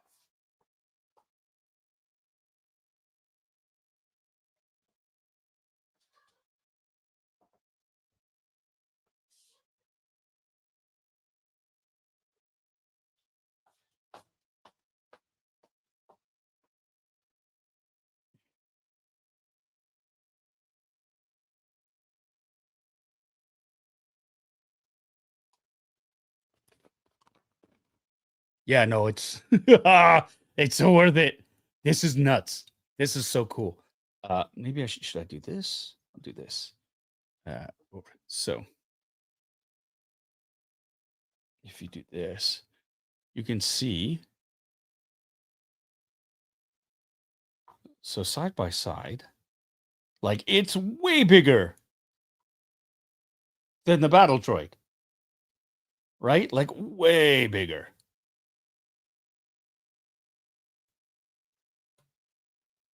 And that's the thing. I wish I had a front shot of this where you could see it.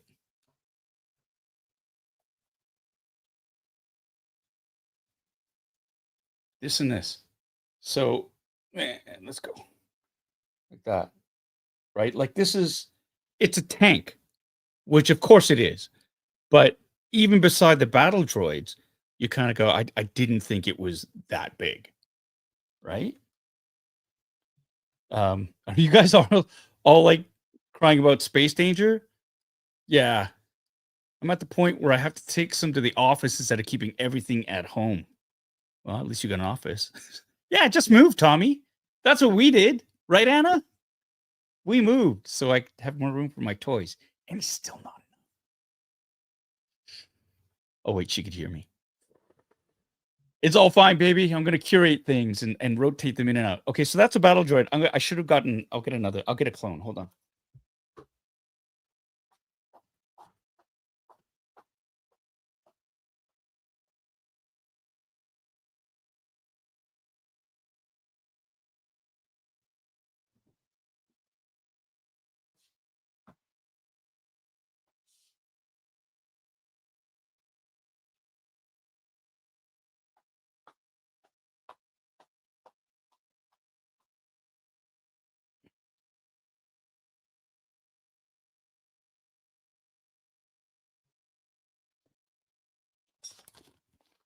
Okay.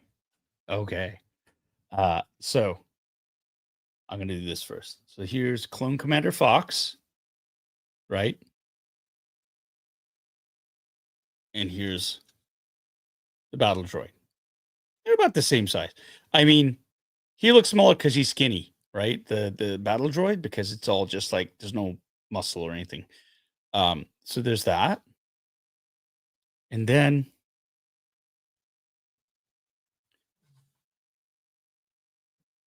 like that's nuts. That is nuts. That is oh man. This is probably, I mean, it looks really busy, but it's a very simple sort of droid. Like it makes sense how the pieces move. The instructions are great for clarification, but it's very, very, if you look at it, you kind of go, oh, I see how it would fold in on itself to roll. So this is, hey, good night. Good night, John. Have a good one. Thanks so much for dropping by and sticking around. Thank you. Yeah, this is really cool. Maybe I'm gonna see if we can turn him into a ball.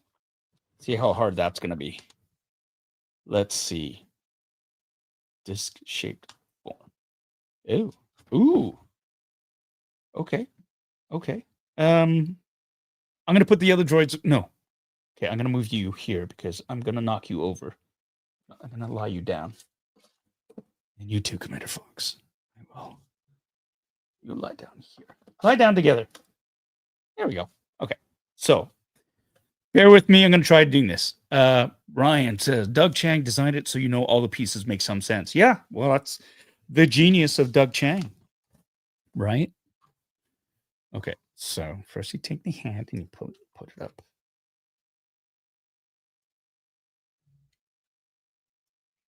Oh, yeah. Look at that. All these pieces go in first. And the head. Oh, look at that. So, oh shit, this is brilliant. So this track here, the head, see how it slides, and then you can, right? I didn't even have the head extended properly. So that is so smart. This track right here, right? So that all slides into the closed position. These mandibles are extendable as well, and you're supposed to tuck them in. And I believe I have them tucked in. And then next, you got to take the legs.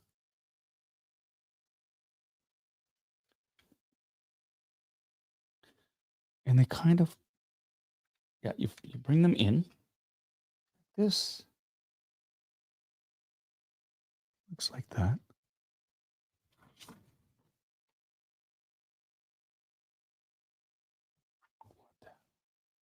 Rotate the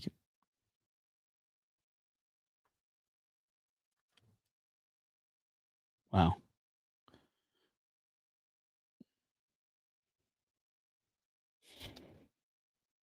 Jesus. I feel like Homer when it was like when he was trying to fix the wall, right? It says what you do is you get your number like this spackle. If you don't have that spackle, you did, and the instructions keep going on and on and on. You're like, oh no, and that's exactly how I feel right now. I feel like Homer trying to figure this out. So I'm just kind of going to look at this in a way.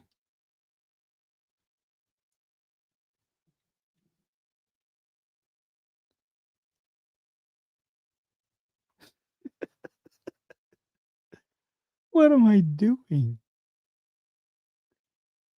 These pictures don't make any sense. You do? Yeah. That's what I did. And then from the side.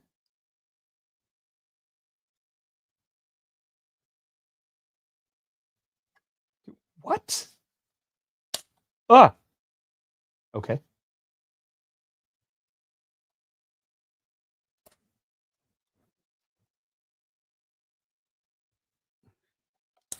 Okay. Okay. Okay.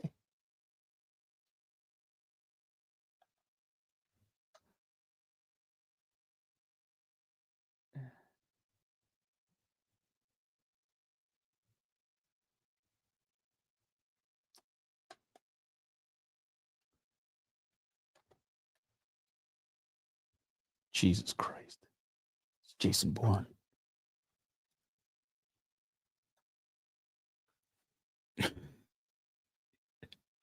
Matthew Sinclair with a $10 super chat, saving me. This is the way. He's just curious, Paul, if you've been looking at the new Nacelle Star Trek figures. Excellent face sculpts with figures from multiple series, including a gorgeous Captain Sulu, complete with teacup. Yes, I've seen them online. I think they look great. I love that it feels so random. The figures, like they have Captain Garrett from the Enterprise C, Commander Jellicoe or Captain Jellicoe from Next Generation as well. They look great. They do look great. I've seen them and they look pretty cool. Thanks, Matthew, for that much needed distraction. Because I don't know what the hell I am doing here. I'm gonna do this. I think you go here, and I think you go here. And I'm gonna just do this, this. Do they go up? Yeah, famous last words.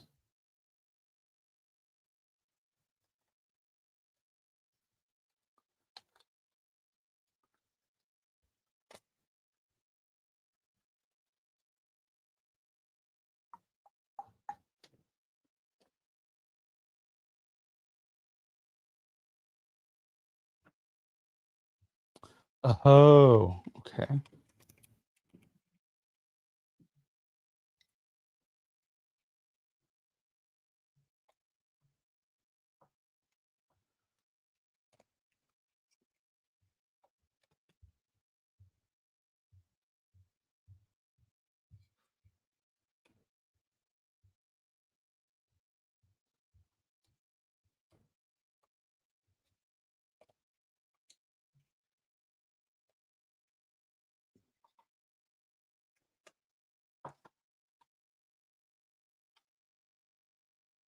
It is. This is just like trying to figure out how Transformers transform.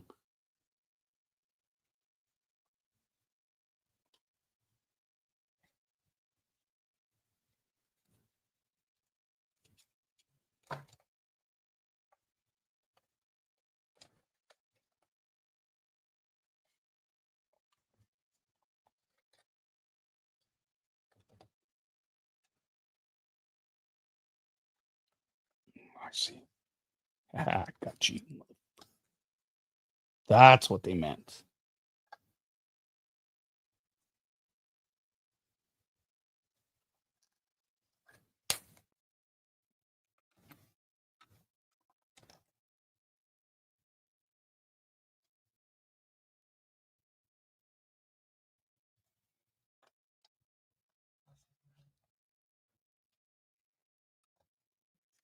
Oh my God.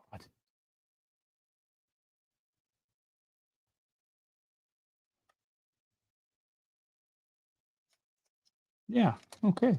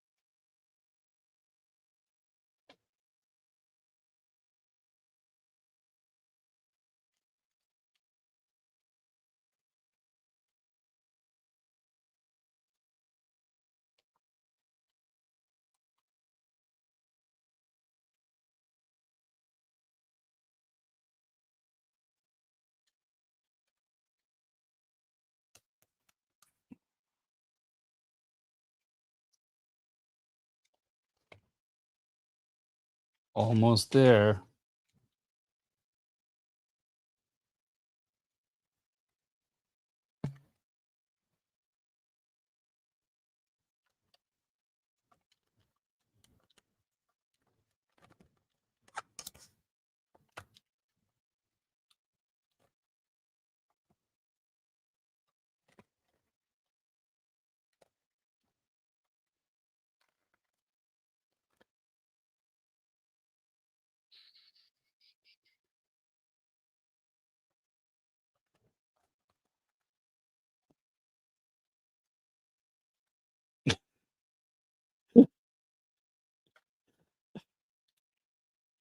Fuck off.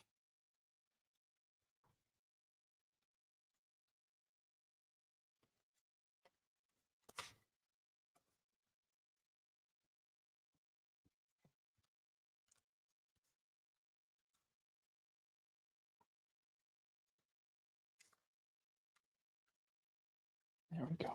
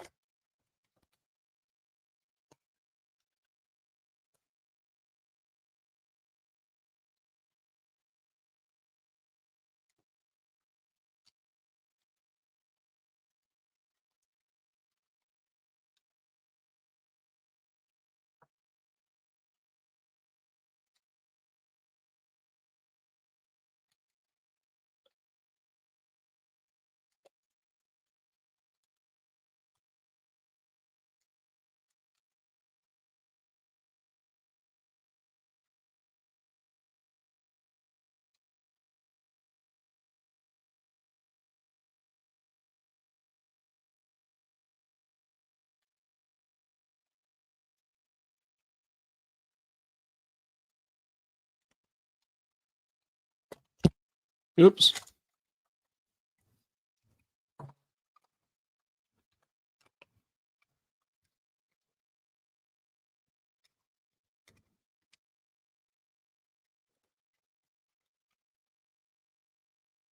Okay. Fuck. For fuck's sakes. Holy shit. Good night, Vanessa. Wow. That fucking sucked. Thanks everybody for your patience. Take a big drink. Holy fuck, that was hard. I'm sorry for those of you out there if it's only 650. That was really, really, that sucked. Getting that. I think I got it though. Maybe not 100%. I'm sure there's a little bit more refining that I need to do. But for now, it's in a ball. Will it roll? Yeah. It'll roll enough. Oh, there we go.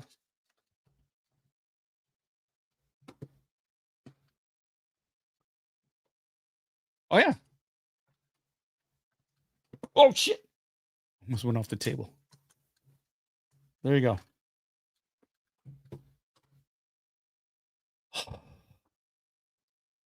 Holy crap. Nothing can be easy. Nothing. Oh, yeah. Yeah. Yeah. Right? Like, it's not, I know there's more refinement to it that I need to do and really, and it'll make more sense. And once you do it, you kind of go, oh, okay. Once you realize what the range of motion is for these and you're not so worried about smashing the thing, it's great. So this is really, shut up, Steve. You make it stand up, son of a bitch.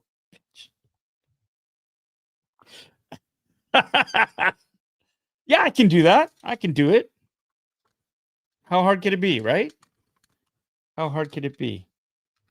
How hard could it be?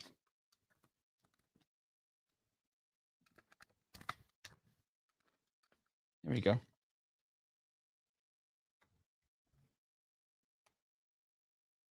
There we go. See, just rub it. Yeah, that'll make it grow. Blow on it. Just blow on it.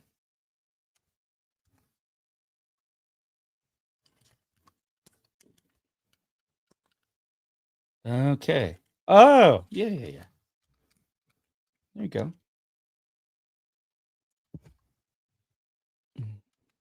Just bring the lights out. This.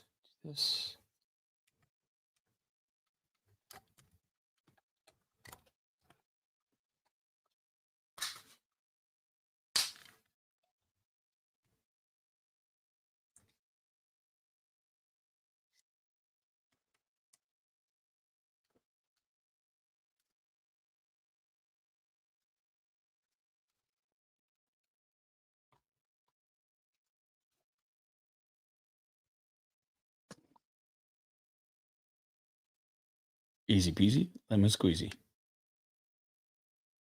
And no, I'm not going to transform it back into a ball. Leave it. You're fine. It's fine. It's fine. It's fine. It's fine. There you go. Oh my God. I'm going to need some booze after that. This is a great figure. It's terrifying to try to transform it into a ball shape at first.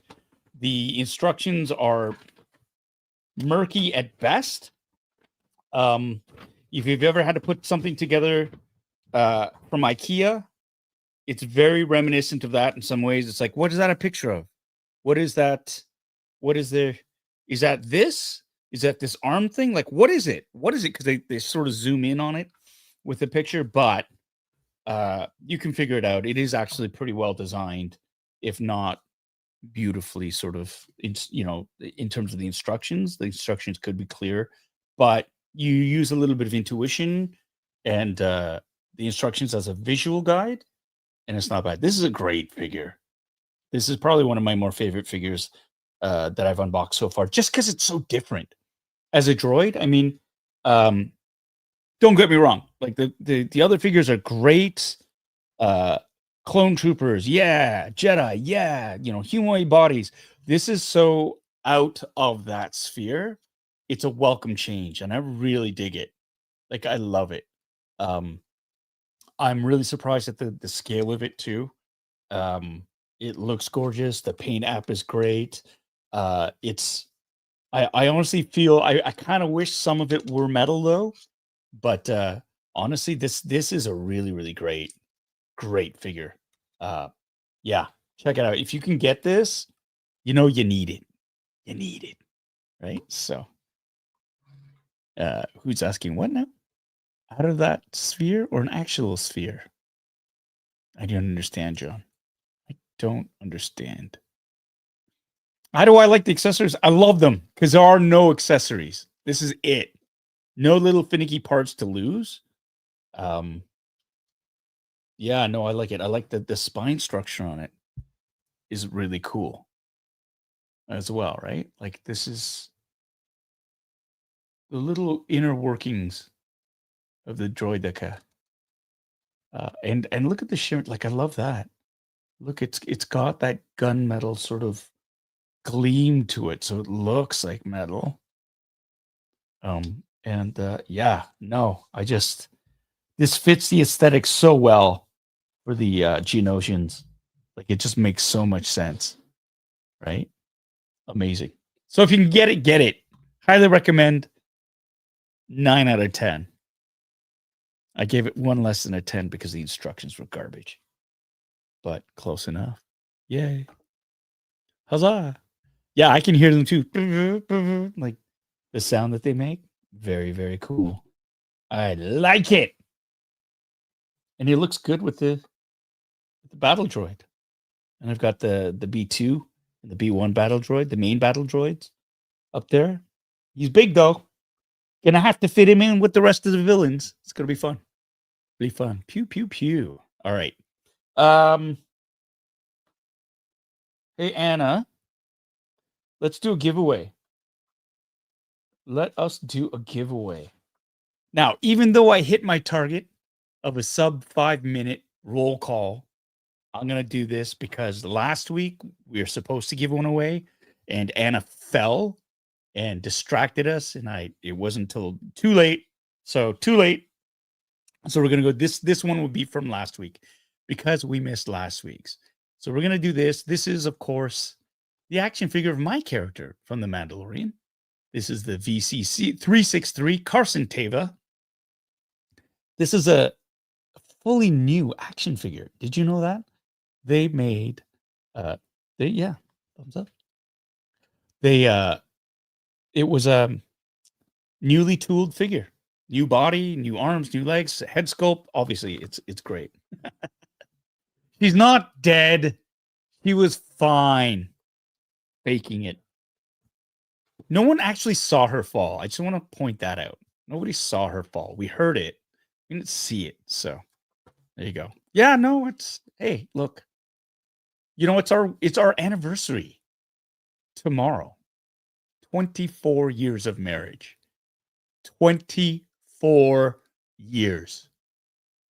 Love you, baby. So let's talk about a giveaway. I'm going to wake up dead tomorrow. We're going to do this. Here's what we're going to do. Some say, if you listen close, you can still hear Anna in the chat. This is great. We're going to give this away. I'm going to sign it. We've already given away 4 of these action figures. I think they're super cool. Come on, focus. Look at that. Look at that. Awesome. Awesome figure. I will sign it. I will personalize it. So none of you Captain eBays out there can resell it. But it's out there right now at your local stores. I know GameStop in Canada, they've started carrying it on their shelves. I actually went into a GameStop today and I saw one figure up there. T-Turtle's already chirping me saying, here's the new peg warmer. Fucking guy. Anyways, it's out there. So if you can get one, you can get one. You can also order them through your local retailers. I know eCollectibles has some. I know Fourth Moon Toys has them. Yeah, just look around. Look around. If you go through Amazon, you're going to get screwed. But hey, whatever floats your boat. And of course, Hasbro. You might have to wait a little bit, right, Steve? But there you go. You can wait. You can't wait. Yeah. You just, I got you. I got you is all I have to say. I got you. Same with you, Captain Wreck. I got you. I got you. Sterling, hey, sold out in Winnipeg. Good Lord. And yes, of course, everywhere has them except for Steve 3's place. I can just write Pants Fan. Absolutely. All right, so here's it.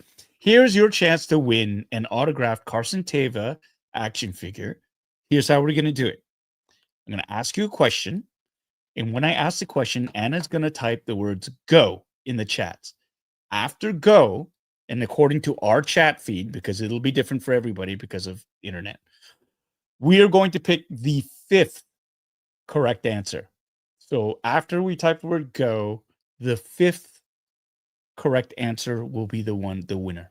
And then what we'll have you do is you'll email us with your mailing address, and we'll ship one off to you post haste. And already the first 4, the first wave of 4 giveaways have been given away. Prizes have been sent. Jesus.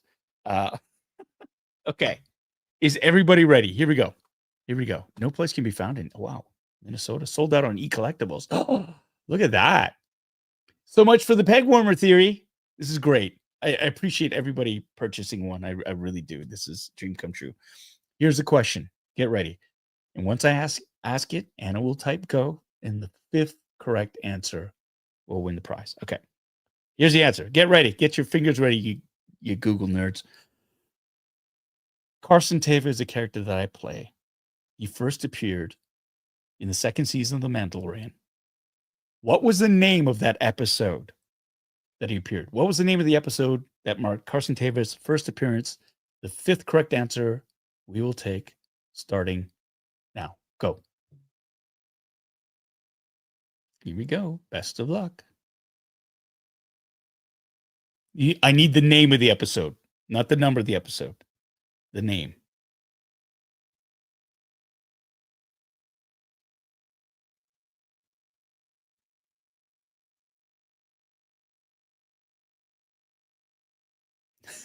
Everybody's waiting.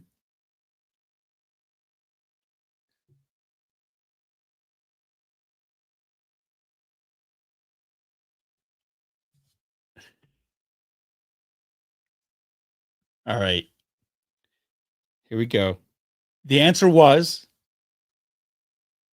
The Passenger. That's right. A lot of you guys got it. And Anna, let's look and see who we have here on. We're going to do it from Go on the StreamYard. And we have the first correct answer we saw up there was from Tommy K, the PA Senger. Raymond Tentis, second for the Passenger. We'll give it to you. John Carmen, all good things, my friend. Thanks for trying. I know you're taking a piss. Ryan Dole with The Passenger. That's number 3. Number 4. Oh, I'm so close. The Passenger. Pat's Fan for Life 69. Frederick, he already won one, so he just threw in a joke answer. John Galgano. I have John Galgano. Do you have John Galgano? John Galgano is the winner with The Passenger. John, congratulations. You just won yourself an autographed copy of this figure. There you go. You're going to get me demonetized. Charles. So, John, congratulations. Email me at bitterasiandude.com. bitterasiandude@gmail.com. Send me your mailing address. I think I might already have it, but send it anyways to just reconfirm that you got it. So congrats, you have won yourself an autographed copy of Carson Teva, the TVC figure. All right, thanks so much, everybody, for that. We're going to move on now. Congratulations, yay. Don't worry, you were close, Pat's Fan for Life. You'll get there. You'll get there. There's going to be plenty of giveaways. So we'll be getting on that soon. It's 10:04. You're welcome. You're welcome. And good. It's 10:04, and we have opened up. We've looked at mini lightsabers. We've shown you this lovely Separatist Slayer. There is another version of this that was called the Anakin. The previous version to this was was the Youngling Slayer. So it makes more sense. I understand why they wouldn't want it to call it Separatist Slayer, but I always still think of it as the Youngling Slayer. Anyway, so we did that. We opened up the Hot Toys. Droideka transformed him into a ball and then back into the thing. Hey, I got one more if everybody's up for it. You guys up for it?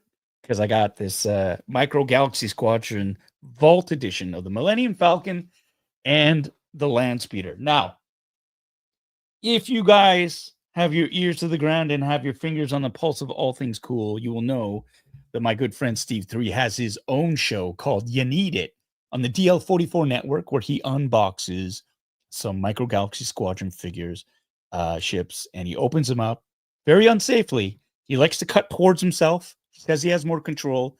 I think he's being reckless. He uses teeny tiny little clippers.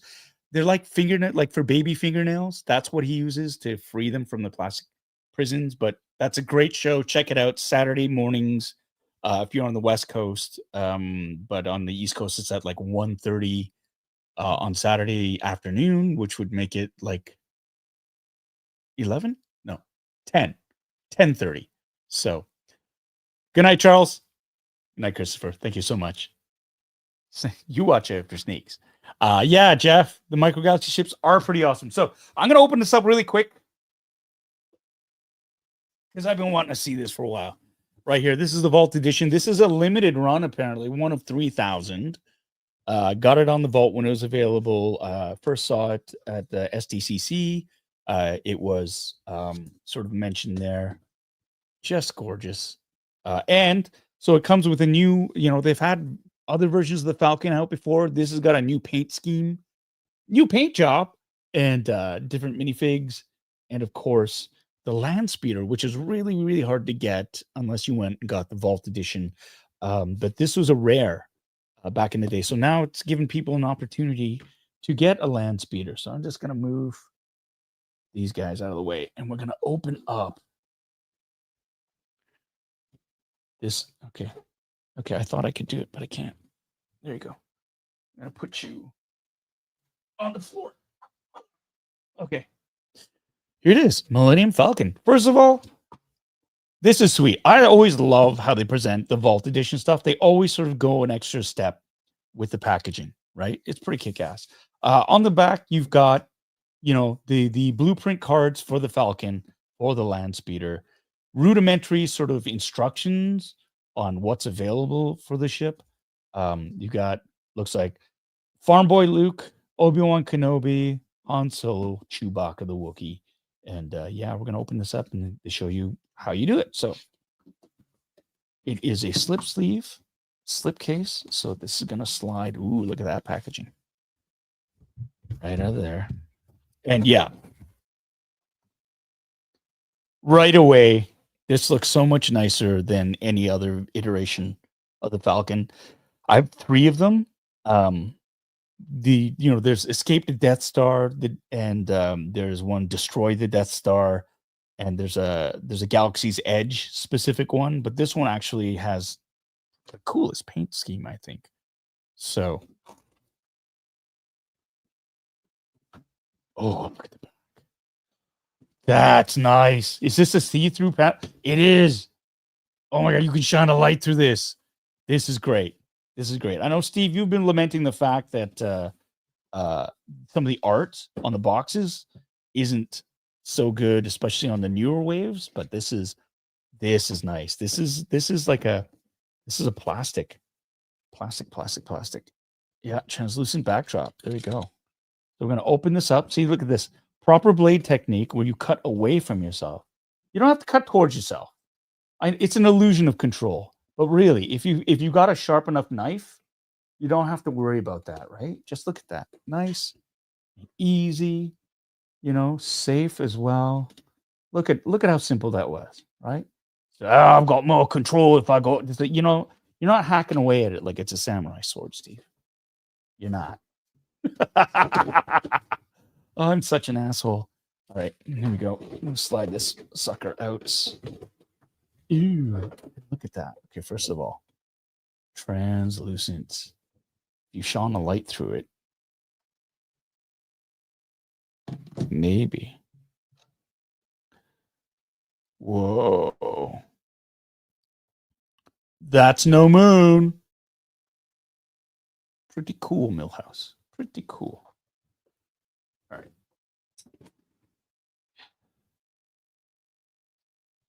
That's right. A dull blade is more dangerous. That's why if you have sharp blade, you don't have to cut towards yourself and you cut away from yourself. All right. So let's look at this. We've got all the figures here. Are they taped in? Are they taped in? Is that taped in? Is that why they're hard to pop out? No. Here we go. We got gangs all here except for Princess Leia, right? But you do have R2D2, C3PO, Han, Chewie, and you got Luke and old Ben Kenobi, right? Farm boy Luke. And I know what you're going to ask. This R2D2 unit has the panel lines drawn. So it's not a big blob of blue paint. It's not. There you go. It's got the panel line. So they have improved the look of R2D2. And I want to say the C3PO. Pretty cool. Love the leg. That's a different color. Right? Matthew wants to know, haven't looked at MG up close. Do they do a decent job scaling down Greeblies? It's not too bad. I'm actually really, really impressed with what they have. Now, the scale doesn't always... They've had to fudge the scale on a few of the ships. Like this Falcon is just a little bit undersized. If you put it next to the... what's it called? The Ghost version. The Ghost is actually bigger than the Falcon, which seems a bit off. But... you know, it is what it is. But I'm actually quite impressed with what they've done. And we'll take a closer look at it. So it is encased. It's with the plastic ties to keep it down, right? See over here, Steve would have used his nail clippers for it, his baby nail clippers. This is an adult set of cutters right here. Actual... like adults use this size. And it's not so difficult. It's not like, oh, it is so big. You look at that, you're going to scratch everything. No, it's really simple because if you know how to use the tools properly, Steve, like a knife, you can do it without damaging anything. And look, that's it. Snippity snip. Snippity snip barber trick. And then the speeder. Oh no, you buggered now. I know, I can hear you. I can hear you. It's very simple. You just need to come right in there and look, without damaging anything, you can clip it. There you go. Oop, that's one. I got them both. Easy peasy lemon squeezy. And look, no damage to the paint. What a surprise. Right? There you go. Pull that off. Snouts. Oi. Bend the plastic a bit to get...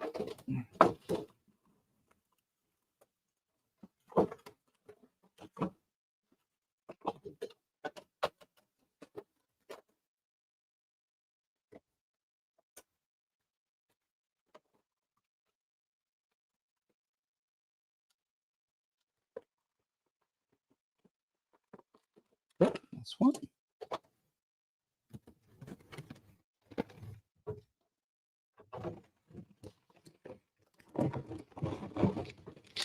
Radar dish.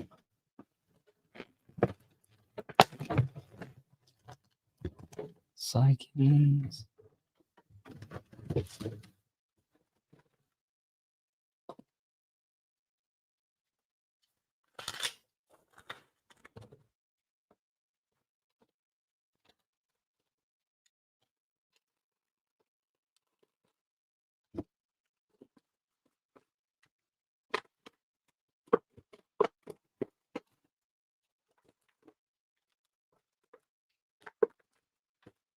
There we go. Freedom. Wow.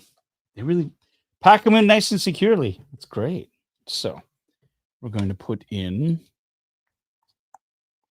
the radar dish. Whoop. Right. And then the top cannon.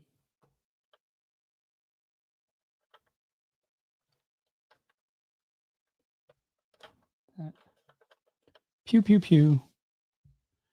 Wow. Okay. So, right off the bat, what I noticed in terms of the difference, you can all see it too. The panels, they've got, more color in it. The other version of the Falcon, which I actually have, Let me just grab it. Hold on.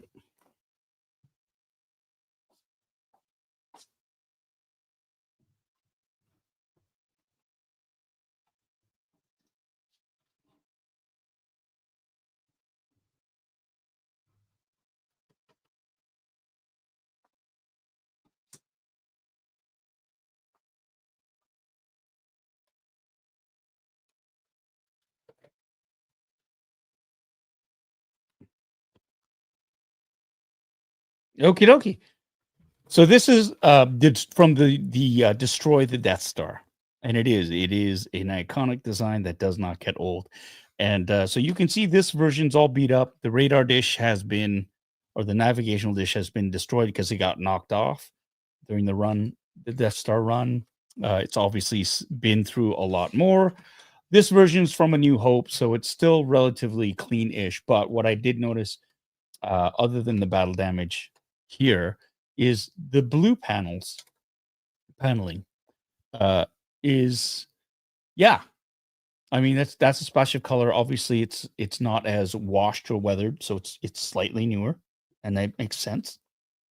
So let's take a look at what we got here. Take there's one slightly larger than the other. No, I think it's just camera angle. They're the same size. Looks like the same size. Whee! So that's the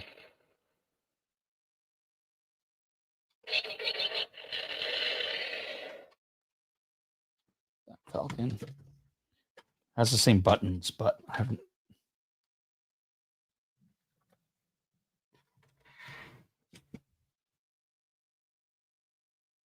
Did I get a super clean radar dish too? Yeah. I mean, there's some weathering on it, but it does look whiter, brighter than the other parts of the ship. Although the back end of it looks a bit more blended, but I mean, it's not too bad. It's not too bad.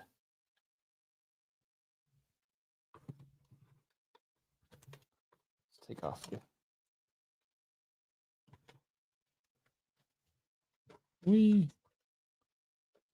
Come on.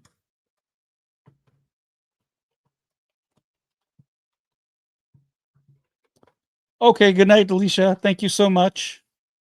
I think I have to go, friends. My kids shared a cold with me. Oh, good times. I'm fading fast. Good night, all. Have fun playing with your toys. Thanks for joining. Have a good night. Get better soon. Get better soon.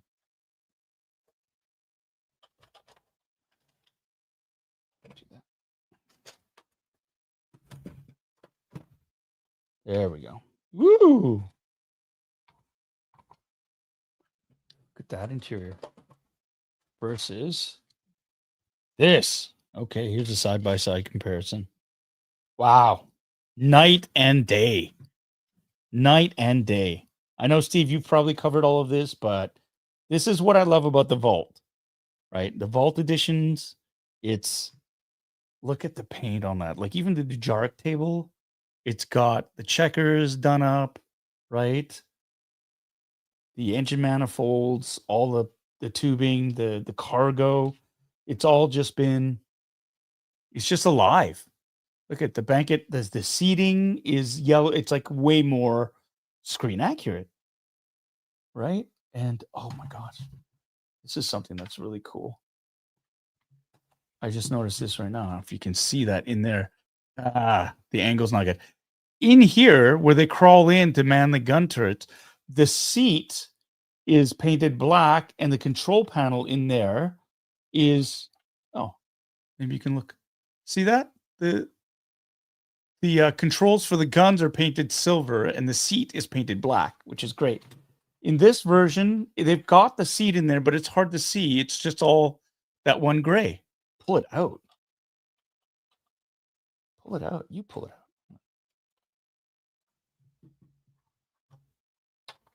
I see.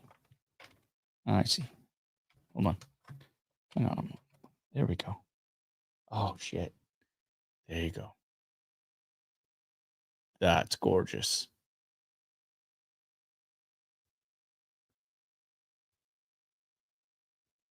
That's nice. Very nice. I like. That's very, very cool. Like, that is Jazwares. Bravo. Come on, focus. There you go. Bravo. Crap, that's great. That's really great. Great. Great. It's great. It's great. I like it. Okay, Podrick's starting to dream. I have to wrap this up soon. Yeah, batteries in here. I guess. Steve, do you have to do anything to activate the battery? Do you have to put batteries in? Because I don't. Is there a button? Can't remember now. Like a tab to pull out. But here's the thing too, right? The engines. That paint is great. Oh, you have to put them in. You have to actually put batteries in. All right. I thought they came with batteries, but I guess not.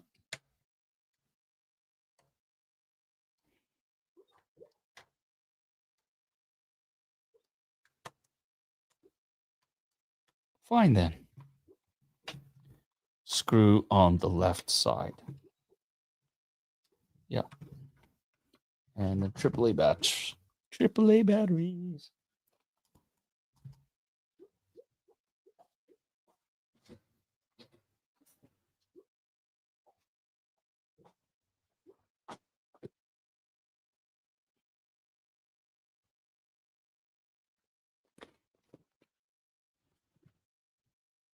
Two AAAs. Coming right up.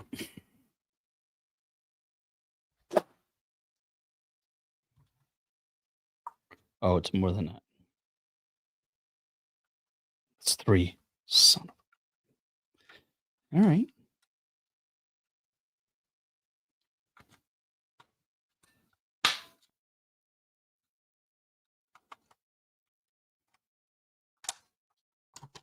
One more. Because nothing can be easy. Make an old fat man bend over to get some batteries. That's awesome. Thank you.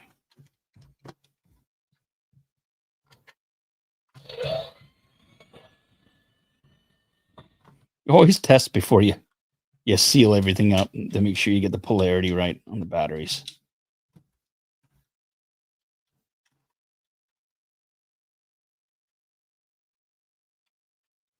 Yeah. But now...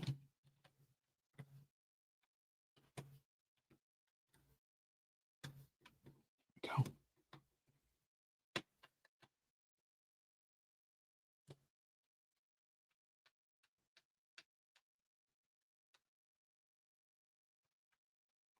Yeah. So the sound sound the same.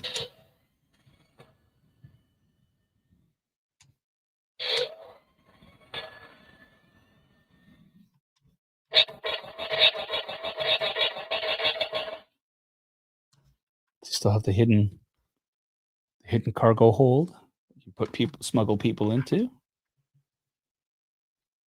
It's great.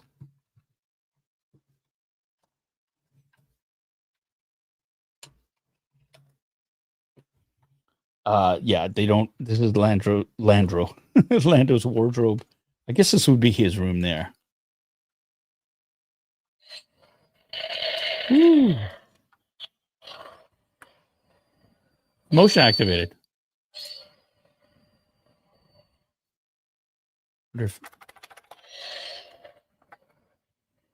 I know for the ghost, if you shake it, it simulates damage. But this is a gorgeous. This is gorgeous. Let's look at the cockpit. Oh yeah. Look at that. Look at that detail. Again, the paint. The paint.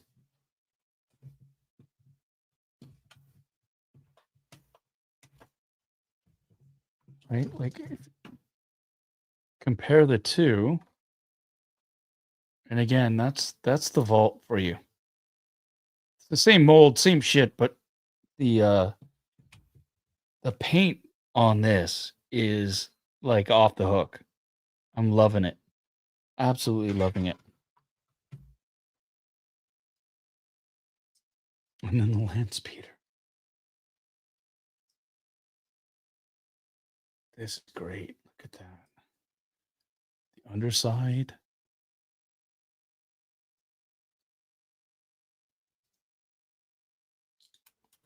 Shit. Ha! That's the cover. Comes off. The little cowling that is removable. So you can actually see the engine. The bits of the engine in there. And then when you open up the front end, yeah. And again, I've got the other one.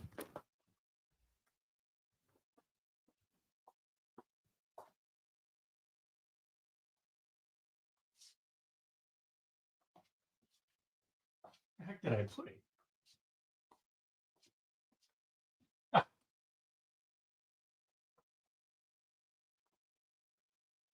Couldn't find it. Now I have it. And again, if you want to do a comparison, I've already got Luke and Ben in it. There you go. This one's way more beat up, which is great. So now you got two versions. Wow. And the silver really pops on this one.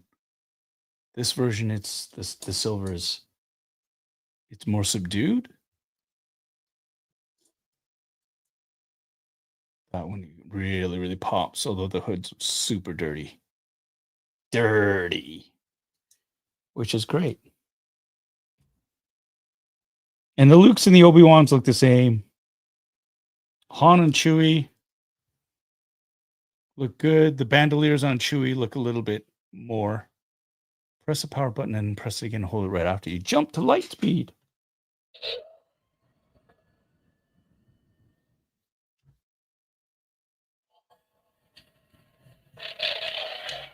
Nice. Very cool. Very cool. All right. 10:28. Thanks so much. I think we're going to call it for now. I appreciate all of you tuning in tonight. I had a lot of fun. Lightsabers, hot toys, and micro galaxy squadron ships. Oh my, what a great time. This has been fantastic. Congratulations again to I guess it was John Galgano won this one. Congrats on your figure. I'm going to sign it and send it off to you as soon as we can. Big special thanks to our special guest, Randy Johnson from Korbanth Sabers. Check it out. I mean, the sabers are expensive. There's no doubt about that, but they are worth it. If you want to get something that is premium and special, boom, that's great. And you can get different levels. You can get the hilt, you can get your own chassis, you can try to build one yourself. There are many options, is what I'm saying. And those mini lightsabers, those 0.45, like initially I kind of went, nah. Yeah, I'm neither here nor there with it, but seeing them, having them right there, it's like, those are cool. Those are really, really cool. So, yeah, check it out. Korbanth Sabers. Thanks again, Randy, for coming on the show, for sending me these samples. Yeah, I've had a lot of fun with them. That's it for tonight. Thank you so much, everybody. It's been a long week. Those of you who went to Fan Expo, I know you had a great time. It's always fun when nerds can congregate and celebrate together. So thanks so much. Next week we got another show coming up. Remember to vote in the poll.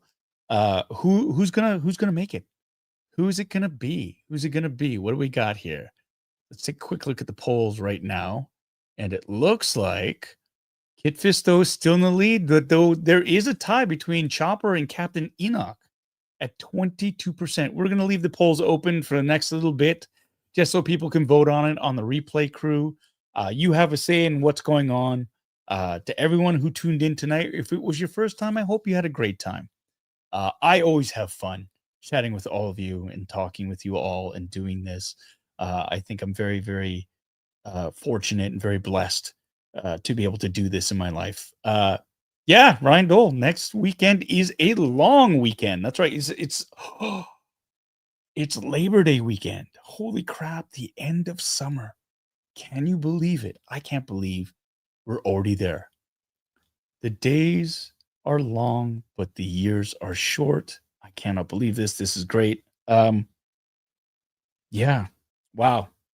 Wow. All right. Here comes another thing. If you've got a drink, please raise your glass with me as we toast the end of this week and the beginning of another fantastic week ahead of us. To all of you out there, be kind to yourself, be kind to others. Thank you so much for dropping by. You could have been anywhere, but you chose to be here. Thank you so much for joining this fellowship. It means a lot. I hope you all have a spectacular time next week. And yeah, keep playing with your toys. Cheers.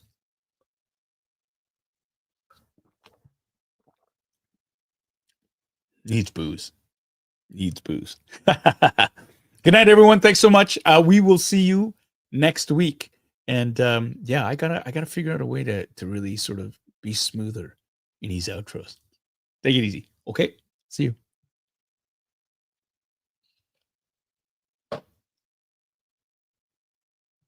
I need booze, like stat. It's 10:31. Booze o'clock. Have a great week, everyone. See ya.